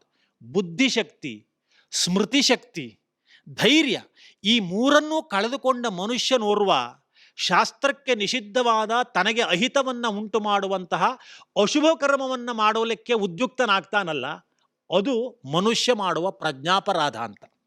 ಮನುಷ್ಯನಿಗೆ ವಿವೇಕವನ್ನು, ಇದು ಒಳ್ಳೆಯದಲ್ಲ ಎನ್ನುವ ವಿವೇಕವನ್ನು ಇಟ್ಟುಕೊಂಡ ಸಾಮರ್ಥ್ಯದ ಬುದ್ಧಿಯೂ ಕೆಲಸ ಮಾಡ್ತಾ ಇಲ್ಲ. ಇಲ್ಲ, ನಾನು ಇದನ್ನು ಮಾಡದೆ ನನಗೆ ಬಂದದ್ದನ್ನು ಎದುರಿಸ್ತೇನೆ ಎನ್ನುವ ಧೈರ್ಯ ಇಲ್ಲ. ಪರಂಪರೆ ಉಪದೇಶ ಮಾಡಿಕೊಟ್ಟು ಅದನ್ನು ಸಂಸ್ಕೃತಿಯಲ್ಲಿ ತೆಗೆದುಕೊಂಡು ಸ್ಮೃತಿಪಟಲದಲ್ಲಿ ಇಟ್ಟುಕೊಂಡು ಬಂದಂತಹ ಸ್ಮೃತಿಶಕ್ತಿಯೂ ನಮಗಿಲ್ಲ. ಇಂತಹ ಮೂರನ್ನೂ ಕಳೆದುಕೊಂಡಂತಹ ಮನುಷ್ಯ ಅಶುಭ ಕರ್ಮವನ್ನು ಮಾಡಲಿಕ್ಕೆ ಉದ್ಯುಕ್ತನಾಗ್ತಾನೆ ಅಂತ ಆದರೆ ಅದನ್ನು ಪ್ರಜ್ಞಾಪರಾಧ ಅಂತ ಕರೀರಿ. ಆ ಪ್ರಜ್ಞಾಪರಾಧ ಇದೆಯಲ್ಲ, ಪ್ರಜ್ಞಾಪರಾಧೋ ಮೂಲಂ ಸರ್ವರೋಗಾಣಂ ಅಂತ, ಅದು ಎಲ್ಲ ರೋಗಕ್ಕೂ ಮೂಲ ಕಾರಣ ಆಗ್ತದೆ. ಆದ್ದರಿಂದ ಬುದ್ಧಿಶಕ್ತಿ ಸರಿಯಾಗಿ ಕೆಲಸ ಮಾಡಬೇಕು, ಸ್ಮೃತಿಶಕ್ತಿ ನಮ್ಮಲ್ಲಿ ಸರಿಯಾಗಿ ಇರಬೇಕು, ಬ್ರಾಹ್ಮಣನಾಗಿ ಒಂದಷ್ಟನ್ನು ನಾನು ಎದುರಿಸ್ತೇನೆ ಎನ್ನುವ ಧೈರ್ಯ ನಮಗಿರಬೇಕು ಅಂತಾದರೆ ಈ ಮೂರನ್ನೂ ಕೊಡುವ ಅಪೂರ್ವವಾದ ಮಂತ್ರ ಇದ್ದರೆ ಅದು ಗಾಯತ್ರಿ ಮಂತ್ರ. ಹಾಗಾಗಿ ಅದು ಬ್ರಾಹ್ಮಣನ ಜೊತೆಯಲ್ಲಿ ಇರಬೇಕು. ಬ್ರಾಹ್ಮಣ ತನ್ನ ಪ್ರಜ್ಞೆಯನ್ನು ಕಳೆದುಕೊಳ್ಳದೇ ಬದುಕಲಿಕ್ಕೆ ಅದು ಸಹಕಾರಿಯಾಗಿರ್ತದೆ ಎನ್ನುವ ಹಿನ್ನೆಲೆಯನ್ನು ಇಟ್ಟುಕೊಂಡೇ ಅತ್ಯಂತ ಮುಗ್ಧಾವಸ್ಥೆಯಲ್ಲಿ ಆ ಮಂತ್ರವನ್ನು ಹಿರಿಯರು ನಮಗೆ ಉಪದೇಶ ಮಾಡುವ ಪದ್ಧತಿಯನ್ನು ತಂದುಕೊಟ್ಟರು. ನಿರಂತರವಾಗಿ ನಡೆಸಿಕೊಂಡು ಬನ್ನಿ, ನಿಮ್ಮ ಬದುಕನ್ನು ಮುಂದೆ ನಡೆಸುವಂತಹ ನಿಮ್ಮ ಬುದ್ಧಿಶಕ್ತಿ ನಿಮ್ಮ ಕೈಯಲ್ಲಿರಲಿ. ನಿಮಗೆ ಅದು ಸರಿಯಾದ ವಿವೇಕವನ್ನು, ಸರಿಯಾದ ಮಾರ್ಗದಲ್ಲಿ ಸಂಚರಿಸುವಂತಹ ಸಾಮರ್ಥ್ಯವನ್ನೇ ಯಾವತ್ತೂ ಇಟ್ಟುಕೊಂಡು ಹೋಗಲಿಕ್ಕೆ ಅದು ಸಹಕಾರಿಯಾಗ್ತದೆ. ಆ ಪ್ರಜ್ಞಾಪರಾಧದಿಂದ ನಿಮ್ಮ ಬದುಕನ್ನು ನೀವು ಸಂರಕ್ಷಣೆ ಮಾಡಿಕೊಂಡು ಬಂದ್ರಿ ಅಂತಾದರೆ ನೀವು ಹಲವು ಆಪತ್ತಿನಿಂದ ನಿಮ್ಮನ್ನು ನೀವು ರಕ್ಷಿಸಿಕೊಳ್ತೀರಿ ಅಂತಲೇ ಅರ್ಥ. ಬ್ರಾಹ್ಮಣನಿಗೆ ಅದನ್ನು ಬಿಟ್ಟರೆ ಬೇರೆ ಉಪಾಯ ಇಲ್ಲ. ಆದ್ದರಿಂದ ಬ್ರಾಹ್ಮಣನಾದವ ಉಳಿದದ್ದನ್ನು ಮಾಡ್ತಾನೋ ಇಲ್ವೋ ಗೊತ್ತಿಲ್ಲ. ಜಪ್ಯೇನೈವತ್ತು ಸಂಸಿದ್ಧೇದ್ ಬ್ರಾಹ್ಮಣೋ ನಾತ್ರ ಸಂಶಯ ಕುರ್ಯಾದನ್ಯದ್ ನವಾ ಕುರ್ಯಾತ್. ಬೇರೆ ಇದನ್ನು ಮಾಡ್ತಾನೋ ಬಿಡ್ತಾನೋ ಇಲ್ವೋ ಗೊತ್ತಿಲ್ಲ. ಗಾಯತ್ರಿ ಮಂತ್ರದಂತಹ ಜಪವನ್ನೇ ನಿರಂತರವಾಗಿ ಮಾಡಿಕೊಂಡು ಬರ್ತಾನೆ ಅಂತಾದರೆ ಬ್ರಾಹ್ಮಣನಿಗೆ ಅಂತಹ ಸ್ವಸ್ಥವತ್ತ ವೃತ್ತವನ್ನು ಇಟ್ಟುಕೊಂಡು ಹೋಗುವಂತಹ ವ್ಯವಸ್ಥೆ ಅವನ ಬದುಕಿನಲ್ಲಿ ಇರ್ತದೆ. ಅಂತಹ ಗಾಯತ್ರಿ ಮಂತ್ರ ಬ್ರಾಹ್ಮಣರಾದಂತಹ ನಮಗೆಲ್ಲವರಿಗೂ ತಂದೆಯ ಮೂಲಕವಾಗಿ ದೊರಕಿರುವ ಮಂತ್ರ. ಅದನ್ನು ನಿಷ್ಠೆಯಿಂದ ಪ್ರತಿನಿತ್ಯ ಮಾಡಬೇಕು ಎನ್ನುವುದು ಎಷ್ಟು ಸತ್ಯವೋ, ಇಂತಹ ಅಪೂರ್ವವಾದ ಅನುಷ್ಠಾನಗಳ ಮೂಲಕ ಮಂತ್ರದ ಚೈತನ್ಯ ಎನ್ನುವುದು ಜಾಗೃತ ಆಗಲಿಕ್ಕೆ, ಮಂತ್ರ ಗುರುಮುಖದಿಂದ ತೆಗೆದುಕೊಂಡು ಬಂದರೆ ಅದೊಂದು ಮೂರ್ಛಿತಾವಸ್ಥೆಯಲ್ಲಿ ಇರ್ತದೆಯಂತೆ. ಮಂತ್ರಶಾಸ್ತ್ರ ಹೇಳ್ತದೆ, ಪುಸ್ತಕದಿಂದ ನೋಡಿಕೊಂಡು ಮಂತ್ರ ಮಾಡ್ತೇವೆ ಅಂತಾದರೆ ಅದು ಮೃತಾವಸ್ಥೆಯ ಮಂತ್ರ. ಹಾಗಾಗಿ ಕೇವಲ ಪುಸ್ತಕ ನೋಡಿಕೊಂಡು ಮಂತ್ರದ ಅನುಷ್ಠಾನಕ್ಕೆ ಶಾಸ್ತ್ರ ಒಪ್ಪಿಲ್ಲ. ಗುರುಮುಖದಿಂದಲೂ ಪಡೆದುಕೊಂಡಾಗ ಅದು ಇನ್ನೂ ಉಪಾಸನೆಗೆ ಒಳಗಾಗದೇ ಇರುವುದರಿಂದ, ಸಿದ್ಧ ಪುರುಷರಾದರೆ ಬೇರೆ, ಸಾಮಾನ್ಯ ಗುರುವಿನಿಂದ ಮಂತ್ರವನ್ನು ಪಡೆದುಕೊಂಡಾಗ ಅದು ಮೂರ್ಛಿತಾವಸ್ಥೆಯಲ್ಲಿ ಇರ್ತದೆಯಂತೆ. ಇನ್ನು ಕೆಲವು ಮಂತ್ರಗಳು ನಾವೇ ನಮ್ಮ ಬದುಕಿನಲ್ಲಿ ಯಾವುದೋ ಜನ್ಮದಲ್ಲಿ ಒಂದಷ್ಟು ಸಾಧನೆ ಮಾಡಿದ್ರಿಂದ, ಆ ಸಾಧನೆ ಮಾಡಿ ಅರ್ಧ ನಿಂತದ್ರಿಂದ ಅರ್ಧ ಚೇತನಾವಸ್ಥೆಯಲ್ಲಿ ಇರ್ತವೆಯಂತೆ. ಅಂತಹ ಮಂತ್ರಗಳನ್ನು ನಾವು ಗುರುವಿನಿಂದ ಪಡೆದುಕೊಂಡು ಬಂದ ಮೇಲೆ ವಿಶೇಷ ದೇಶಗಳಲ್ಲಿ, ಪುಣ್ಯಕ್ಷೇತ್ರಗಳಲ್ಲಿ ಅಥವಾ ನಮ್ಮ ಮನೆಯ ದೇವರ ಕೋಣೆಯಂತಹ ವಿಶೇಷ ಕ್ಷೇತ್ರಗಳಲ್ಲಿ ವಿಶೇಷ ಕಾಲದಲ್ಲಿ, ಗ್ರಹಣ ಬಂದಾಗ ಅಥವಾ ವಿಶೇಷ ಪರ್ವಕಾಲದಲ್ಲಿ ಅನುಷ್ಠಾನ ಮಾಡುವುದರ ಮೂಲಕ ಪೂರ್ಣವಾದಂತಹ ಚೈತನ್ಯವನ್ನು ಗಳಿಸಿಕೊಳ್ಬೇಕಂತ ಆ ಮಂತ್ರಕ್ಕೆ. ಈ ಪುರಶ್ಚರಣೆಗಳು ಇರುವಂತಹದ್ದಲ್ಲ, ಅಂತಹ ಮಂತ್ರದ ಪೂರ್ಣ ಚೈತನ್ಯಕ್ಕಾಗಿ ಇರುವಂತಹ ವ್ಯವಸ್ಥೆಗಳು ಅಂತ ಅರ್ಥ. ಅಂತಹ ಪುರಶ್ಚರಣ ಕರ್ಮವನ್ನು ಕುಟುಂಬದ ಎಲ್ಲ ಸದಸ್ಯರನ್ನು ಇಟ್ಟುಕೊಂಡು 24 ಲಕ್ಷಗಳನ್ನು ಪೂರೈಸಿ ಈ 4 ದಿವಸಗಳಲ್ಲಿ ಅದರ ಹವನಪೂರ್ವಕವಾದಂತಹ ಅನುಷ್ಠಾನ ಮಾಡುವಂತಹ ಮಹಾನ್ ಕೈಂಕರ್ಯವನ್ನು ಕಂಡುಕೊಂಡು ನಡೆಸಿಕೊಂಡು ಬಂದಿದ್ದೀರಿ. ಇದು ವೈದಿಕ ಸಂಸ್ಕೃತಿಯನ್ನು ಹಿನ್ನೆಲೆಯಾಗಿ ಇಟ್ಟುಕೊಂಡು ಬಂದಿರುವಂತಹ ಒಂದು ಧಾರ್ಮಿಕ ಶ್ರದ್ಧೆಯನ್ನು ಹಾಗೂ ಅಧ್ಯಾತ್ಮದಲ್ಲಿ ನಿಷ್ಠೆಯನ್ನು. ನಾನು ಮೊದಲನೇ ಸಾರಿ ಅವರು ದೂರವಾಣಿಯಲ್ಲಿ ಇಂತಹ ಅನುಷ್ಠಾನವನ್ನು ನಾವು ಇಲ್ಲಿ ಗೌಡಹಳ್ಳಿಯಲ್ಲಿ ಇಟ್ಕೊಂಡಿದ್ದೇವೆ ಅಂತ ಹೇಳಿದ ತಕ್ಷಣ ನಾನು ಕೇಳಿದೆ, ಡಾಕ್ಟ್ರೇ ಇದು ಏನು ಉದ್ದೇಶದಿಂದ ಇಟ್ಕೊಂಡಿದ್ದೀರಿ ಏನು ಅಂದ. ಇಲ್ಲ, ನಮಗೂ 70 ವರ್ಷ ಆಯ್ತಲ್ಲ, ಎಲ್ಲ ಮಾಡಿ ಆಯಿತು, ಇನ್ನು ಸ್ವಲ್ಪ ಅಂತರ್ಮುಖದತ್ತ ದೃಷ್ಟಿ ಹೋಗಬೇಕು, ಇದಕ್ಕಾಗಿ ಮಾಡ್ತಾ ಇದ್ದೇವೆ ಅಂತ ಹೇಳಿದಾಗ ನನಗೊಂದು ಥರದಲ್ಲಿ ಮನಸ್ಸು ತುಂಬಿ ಬಂತು. ಡಾಕ್ಟ್ರೆ ಅಂದ್ರೆ ಆ ರೀತಿಯ ಚಿಂತನೆ ಬ್ರಾಹ್ಮಣನಾದವು ಮಾಡಬೇಕು. ಬಹಿರ್ಮುಖದ ಜೀವನ ಬ್ರಾಹ್ಮಣನಿಗೆ ಎಷ್ಟು ಮುಖ್ಯವೋ ಅಂತರ್ಮುಖದ ಜೀವನ ಎನ್ನುವುದು ಅಷ್ಟೇ ಮುಖ್ಯ. ಒಂದು ದೊಡ್ಡದಾದ ಮನೆಯನ್ನು ಕಟ್ಟಿಕೊಂಡು ಯಾವತ್ತೂ ಜಗಲಿಯಲ್ಲೇ ಇರಲಿಕ್ಕಾಗೋದಿಲ್ಲ ಅಲ್ವಾ, ಒಳಗೂ ಹೋಗಬೇಕು ತಾನೆ. ಬಹಿರ್ಮುಖದ ಜೀವನ ಅಂದ್ರೆ ದೊಡ್ಡ ಮನೆಯಲ್ಲಿ ಯಾವತ್ತೂ ಜಗಲಿಯಲ್ಲೇ ಇದ್ದು ಜೀವನ ಮಾಡ್ದಂಗೆ ಅಂತ ಅಲ್ಲ, ಮನೆ ಒಳಗೂ ಹೋಗಲೇಬೇಕು. ಹೌದಾ? DVG ಅವರು ಹೇಳಿದ್ರಲ್ಲ, 2 ಕೋಣೆಯ ನೀ ಮಾಡು ಅಂತ. ಹೌದಾ? ಹೊರಗಿನ ಪ್ರಪಂಚದ ಜೊತೆಯಲ್ಲಿ ವ್ಯವಹಾರ ಮಾಡುವಂತೆ ನಮ್ಮ ಒಳಗೂ ಸಹಿತ ಚಿಂತನೆ ಮಾಡಲಿಕ್ಕೆ ನಮ್ಮ ಅವಕಾಶ ಬೇಕು. ಹಾಗೆ ಅವಕಾಶವನ್ನು ಕಲ್ಪಿಸಿಕೊಳ್ಬೇಕು ಅಂತ ಮಾಡಿದ್ದು. ಮೊನ್ನೆ ಕರೆಯೋಲೆಕ್ಕೊಳ್ಳಿಕ್ಕೆ ಅಂತ ಬಂದಾಗ ನಮ್ಮ ತಂದೆಯವರು ಕೇಳಿದರು, ಡಾಕ್ಟ್ರ್ ಆರೋಗ್ಯವಾಗಿದ್ದೀರಿ. ನನಗೆ ಏನು ಡಾಕ್ಟ್ರ್ ಹತ್ರ ನಮ್ಮ ಅಪ್ಪ ಆರೋಗ್ಯವಾಗಿದ್ದೀರೋ ಕೇಳ್ತೀರೋ ಅಂತ ನನಗೆ ಆತಂಕ. ಆದರೆ ಡಾಕ್ಟ್ರ್ ಬಾಯಿಂದ ಒಂದು ಒಳ್ಳೆಯ ಮಾತು ಬಂತು, ಏನೋ ದೇವ್ರು ಹೀಗೆ ಇಟ್ಟಿದ್ದಾನೆ ಅಂತ. ಅವರು ನನ್ನ ಔಷಧದಿಂದ ಅಂತ ಹೇಳಲಿಲ್ಲ, ದೇವ್ರು ನನ್ನನ್ನು ಹೀಗೆ ಇಟ್ಟಿದ್ದಾನೆ ಅಂತಂದರು. ನನಗಿಲ್ಲದೆ ಹೋದರೆ ಈ ಥರದ ಉಪನ್ಯಾಸವನ್ನು ಇಲ್ಲಿ ಮಾಡ್ಲಿಕ್ಕೆ ನನಗೆ ಧೈರ್ಯ ಬರೋದಿಲ್ಲ ಆಗಿತ್ತು. ಅಂದರೆ ಆ ಮುಖದಲ್ಲಿ ನಿಷ್ಠೆ ಇದ್ದರೆ, ಆ ಮುಖದಲ್ಲಿ ಶ್ರದ್ಧೆ ಇದ್ದಾಗ ಮಾತ್ರ ಅದು ಸಾಧ್ಯ ಅಂತ ಅರ್ಥ. ಹಾಗಾಗಿ ಅದೆಲ್ಲ ಒಂದು ಮುಖದಲ್ಲಿರಲಿ ನಿಮ್ಮ ಸಾಧನೆಯಲ್ಲ. ಈ ರೀತಿಯ ಸಾಧನೆಯನ್ನು ಮಾಡಬೇಕು ಅಂತ ನಿಮ್ಮ ಮನಸ್ಸಿನಲ್ಲಿ ಬಂತಲ್ಲ, ಅದು ಅಂತಹ ಚೇತನಗಳು ನಿಮ್ಮ ವಂಶವಾಹಿನಿಯಲ್ಲಿ ಹರಿದುಕೊಂಡದ್ದರ ಪ್ರಭಾವ. ಅವರೆಲ್ಲ ಆ ಕಷ್ಟದ ಕಾಲದಲ್ಲಿ ಈ ಕಾನ್ಮುಷ್ಕಿಯಂತಹ ಜಾಗವನ್ನು ಈಗ ನಾವು ಕುಳಿತುಕೊಂಡು ಯೋಚನೆ ಮಾಡಿದರೆ ನಿಮ್ಮನ್ನೆಲ್ಲ ಬೆಳೆಸುವಾಗ ಅವರು ಎಷ್ಟು ಪರಿಶ್ರಮ ಪಟ್ಟಿರ್ಬೋದು ಅಲ್ವಾ. ಆ ಕಾಲದಲ್ಲಿ ಬಹುಶಃ ಆ ಹಿರಿಯರಿಗೆ ನಮ್ಮ ಸಂತಾನಕ್ಕಾಗಿ ಸಂಪತ್ತು ಎನ್ನುವ ಯೋಚನೆಯೇ ಇರಲಿಲ್ಲ ಅಂತ. ನಮಗೆ ಹುಟ್ಟಿರುವ ಸಂತಾನವೇ ನಮ್ಮ ಸಂಪತ್ತು ಅಂತ ಅವರು ತಿಳ್ಕೊಂಡಿದ್ರು. ಹಾಗಾಗಿಯೇ ನೀವು ಇಷ್ಟು ಬೆಳೀಲಿಕ್ಕೆ ಕಾರಣ ಆಯಿತು ಅಂತ. ಒಂದೊಂದು ಸಂತಾನ ನಮ್ಮ ಕುಟುಂಬದ ಸಂಪತ್ತು ಅಂತ ತಿಳಿದುಕೊಂಡಿದ್ರು. ಅವರ ಹಾರೈಕೆ, ಅವರ ಮನೋಭಾವ ನಿಮ್ಮಲ್ಲಿ ಅದು ಜಾಗೃತವಾಗಿ ಇಷ್ಟು ಹಂತವನ್ನು ಕಾಣಲಿಕ್ಕೆ ಕಾರಣ ಆಯಿತು. ಹಾಗಾಗಿ ನಿಮ್ಮ ಅಣ್ಣನೂ ಹೇಳಿದ್ದು ಸಮಾಧಾನ ಪಟ್ಟುಕೊಳ್ಳುವಂಥದ್ದು. ವೈದಿಕರಾದಂತಹ ನಮಗೆಲ್ಲವರಿಗೂ ಸಹಿತ ತುಂಬ ಸಂತೋಷ ಇದೆ. ವಾಸ್ತವಿಕವಾಗಿ ನಾನೇ ಆರ್ದ್ರಗೊಳ್ತಾ ಇದ್ದೇನೆ. ಅಂತಹ ಒಂದು ಸನ್ನಿವೇಶ ನಿಮ್ಮ ವ್ಯಕ್ತಿತ್ವಕ್ಕೆ ಒಪ್ಪುವಂತಹದ್ದು. ಹಾಗಾಗಿ ನಿಮ್ಮ ವೃತ್ತಿ ಜೀವನದಲ್ಲಿ ಈ ಉಪಾಸನೆ ಎನ್ನುವಂತಹದ್ದು ನಿಮಗೆ ಉಪಕರಿಸಲಿ, ನಿಮ್ಮಿಂದ ಉಪಚಾರಕ್ಕೆ ಒಳಗಾಗುವ ರೋಗಿಗಳಿಗೆ ಉಪಕಾರ ಮಾಡಲಿ. ಒಂದು ಕಾಕತಾಳೀಯೋ ಏನೋ ಗೊತ್ತಿಲ್ಲ, ವೈದಿಕರಿಗೆ ಅರ್ಥ ಆಗ್ತದೆ. ಈ ಮಂತ್ರದಲ್ಲಿ ಪರಮಾತ್ಮನನ್ನು ಸವಿತಾ ಅಂತ ಕರೆದಿದ್ದೇವೆ. ತತ್ಸವಿತು ವರೇಣ್ಯಂ ಅಂತ ಅಲ್ವಾ? ಸವಿತಾ ಅಂತ ಪರಮಾತ್ಮನನ್ನು ಆ ಮುಖದಲ್ಲಿ ಗುರುತಿಸುವಾಗ ವೈದಿಕರು ಸವಿತಾ ಪ್ರಸವಾನಾಮಧಿಪತಿ, ಸವಿತಾ ಅಂದರೆ ಪ್ರಸವಕ್ಕೆ ಅಧಿಪತಿ ಅಂತ. ಏನು ಕಾಕತಾಳೀಯೋ ಗೊತ್ತಿಲ್ಲ, ಅದನ್ನ ಪ್ರಸವ ಸಂಬಂಧಿಯಾದ ವೈದ್ಯರಾದಂತಹ GM ರೆಡ್ಡಿರೇ ಸಹಿತ ಅನುಷ್ಠಾನಕ್ಕಾಗಿ ಆಯ್ಕೆ ಮಾಡಿಕೊಂಡ್ರು ಎನ್ನುವಂಥದ್ದು. ಹಾಗಾಗಿ ಅದು ಎಷ್ಟೋ ಮಗು, ಎಷ್ಟೋ ಶಿಶುಗಳು, ಎಷ್ಟೋ ಚೇತನಗಳು ತಾಯಿಯ ಗರ್ಭ ಎನ್ನುವ ಕತ್ತಲೆಯಿಂದ ಲೋಕದ ಬೆಳಕನ್ನು ಕಾಣುವಲ್ಲಿ ನಿಮ್ಮ ಸಹಾಯ ಇದೆ, ನಿಮ್ಮ ಸಹಾಯ ಹಸ್ತ ಇದೆ. ಹಾಗಿರುವಾಗ ಲೋಕಕ್ಕೆ ಬೆಳಕು ಕೊಡುವ ಭಗವಂತನನ್ನ ಸೂರ್ಯ ಸ್ವರೂಪದಲ್ಲಿ ತೇಜಸ್ಸನ್ನು ಧ್ಯಾನಿಸುವಂತಹ ಗಾಯತ್ರಿ ಮಂತ್ರದ ಅನುಷ್ಠಾನ ನಿಮ್ಮಿಂದ, ನಿಮ್ಮ ಪರಂಪರೆಯ ಸದಸ್ಯರಿಂದ ನಡೆದಿದೆ ಅಂತಂದರೆ ಇದು ಕೇವಲ ಆಕಸ್ಮಿಕ ಅಲ್ಲ, ಇದು ಒಂದು ಪೂರ್ವ ಯೋಜಿತ ಅಂತಹ ಭಾಗ್ಯ. ಆ ಭಾಗ್ಯವನ್ನು ಅನುಭವಿಸುವಲ್ಲಿ ನೀವು ಯೋಗ್ಯ ಅಂತ ದೇವರು ನಿರ್ಣಯ ಮಾಡಿ ಈ ಅನುಷ್ಠಾನವನ್ನು ಕೈಗೊಳ್ಳುವಂತೆ ಮಾಡಿದ್ದಾನೆ. ನೀವಿರಲಿ, ನಿಮ್ಮ ಮಗ ಇರಲಿ, ಈ ಅನುಷ್ಠಾನಗಳು ಅವರ ಚಿಕಿತ್ಸಾ ವಿಧಾನಕ್ಕೆ ಪೋಷಕವಾಗಿ ಒಳೆಯಲಿ. ನಿಮ್ಮ ಕುಟುಂಬದ ಎಲ್ಲ ಸದಸ್ಯರಲ್ಲಿ ಈ ದೈವಿಕ ವಾತಾವರಣವನ್ನು ಕುಟುಂಬದಲ್ಲಿ ಯಾವತ್ತೂ ಇಟ್ಟುಕೊಂಡು ಹೋಗೋಣ ಎನ್ನುವಂತಹ ಮನೋಭಾವ ಯಾವತ್ತೂ ಒಳೆದುಕೊಂಡು ಬರಲಿ. ಸೋದರರ ನಿಮ್ಮ ಈ ಪರಸ್ಪರರ ಪ್ರೇಮ ಎನ್ನುವಂತಹದ್ದು ಹಾಗೂ ಯಾವತ್ತೂ ಇದು ಹೀಗೆ ಒಳೆದುಕೊಂಡು ಬರ್ತದೆ ಎನ್ನುವ ವಿಶ್ವಾಸ ಇದೆ. ಬಂಧು ಬಾಂಧವರ ಜೊತೆಗೂಡಿ ಇದೇ ಸಮೃದ್ಧಿಯನ್ನು ಕಾಣುತ್ತಾ ನೀವು, ನಿಮ್ಮ ಕುಟುಂಬ ಈ ಸಮಾಜಕ್ಕೆ ಆದರ್ಶವಾಗಿ ಮುಂದಿನ ದಿವಸಗಳಲ್ಲೂ ಬೆಳೆದುಕೊಂಡು ಬರಲಿ ಎನ್ನುವ ಹಾರೈಕೆಯ ಮಾತುಗಳನ್ನು ಆಲಿಸುತ್ತಾ ಇಷ್ಟು ಹೊತ್ತು ಆಡಿದ ಮಾತನ್ನು ಸುಮ್ಮನೆ ಕೂತು ಕೇಳಿ ನನಗೆ ಉಪಕರಿಸಿದ್ದಕ್ಕಾಗಿ ನಿಮಗೆ ಕೃತಜ್ಞನಾಗಿದ್ದೇನೆ ಅಂತ ಭಾವಿಸುತ್ತಾ, ಈ ಮಾತು ನನ್ನದು ಚೆನ್ನಾಗಿ ಇದ್ದರೆ ನೀವು ಇದನ್ನು ಸೇವ್ ಮಾಡಿಕೊಳ್ಳಿ, ಬಹಳ ಚೆನ್ನಾಗಿ ಇದೆ ಅಂತಾದರೆ ಇದನ್ನು ಫಾರ್ವರ್ಡ್ ಮಾಡಿ, ಚೆನ್ನಾಗಿಲ್ಲ ಅಂತಂದರೆ ಡಿಲೀಟ್ ಮಾಡಿಬಿಡಿ. ನಮಸ್ಕಾರ.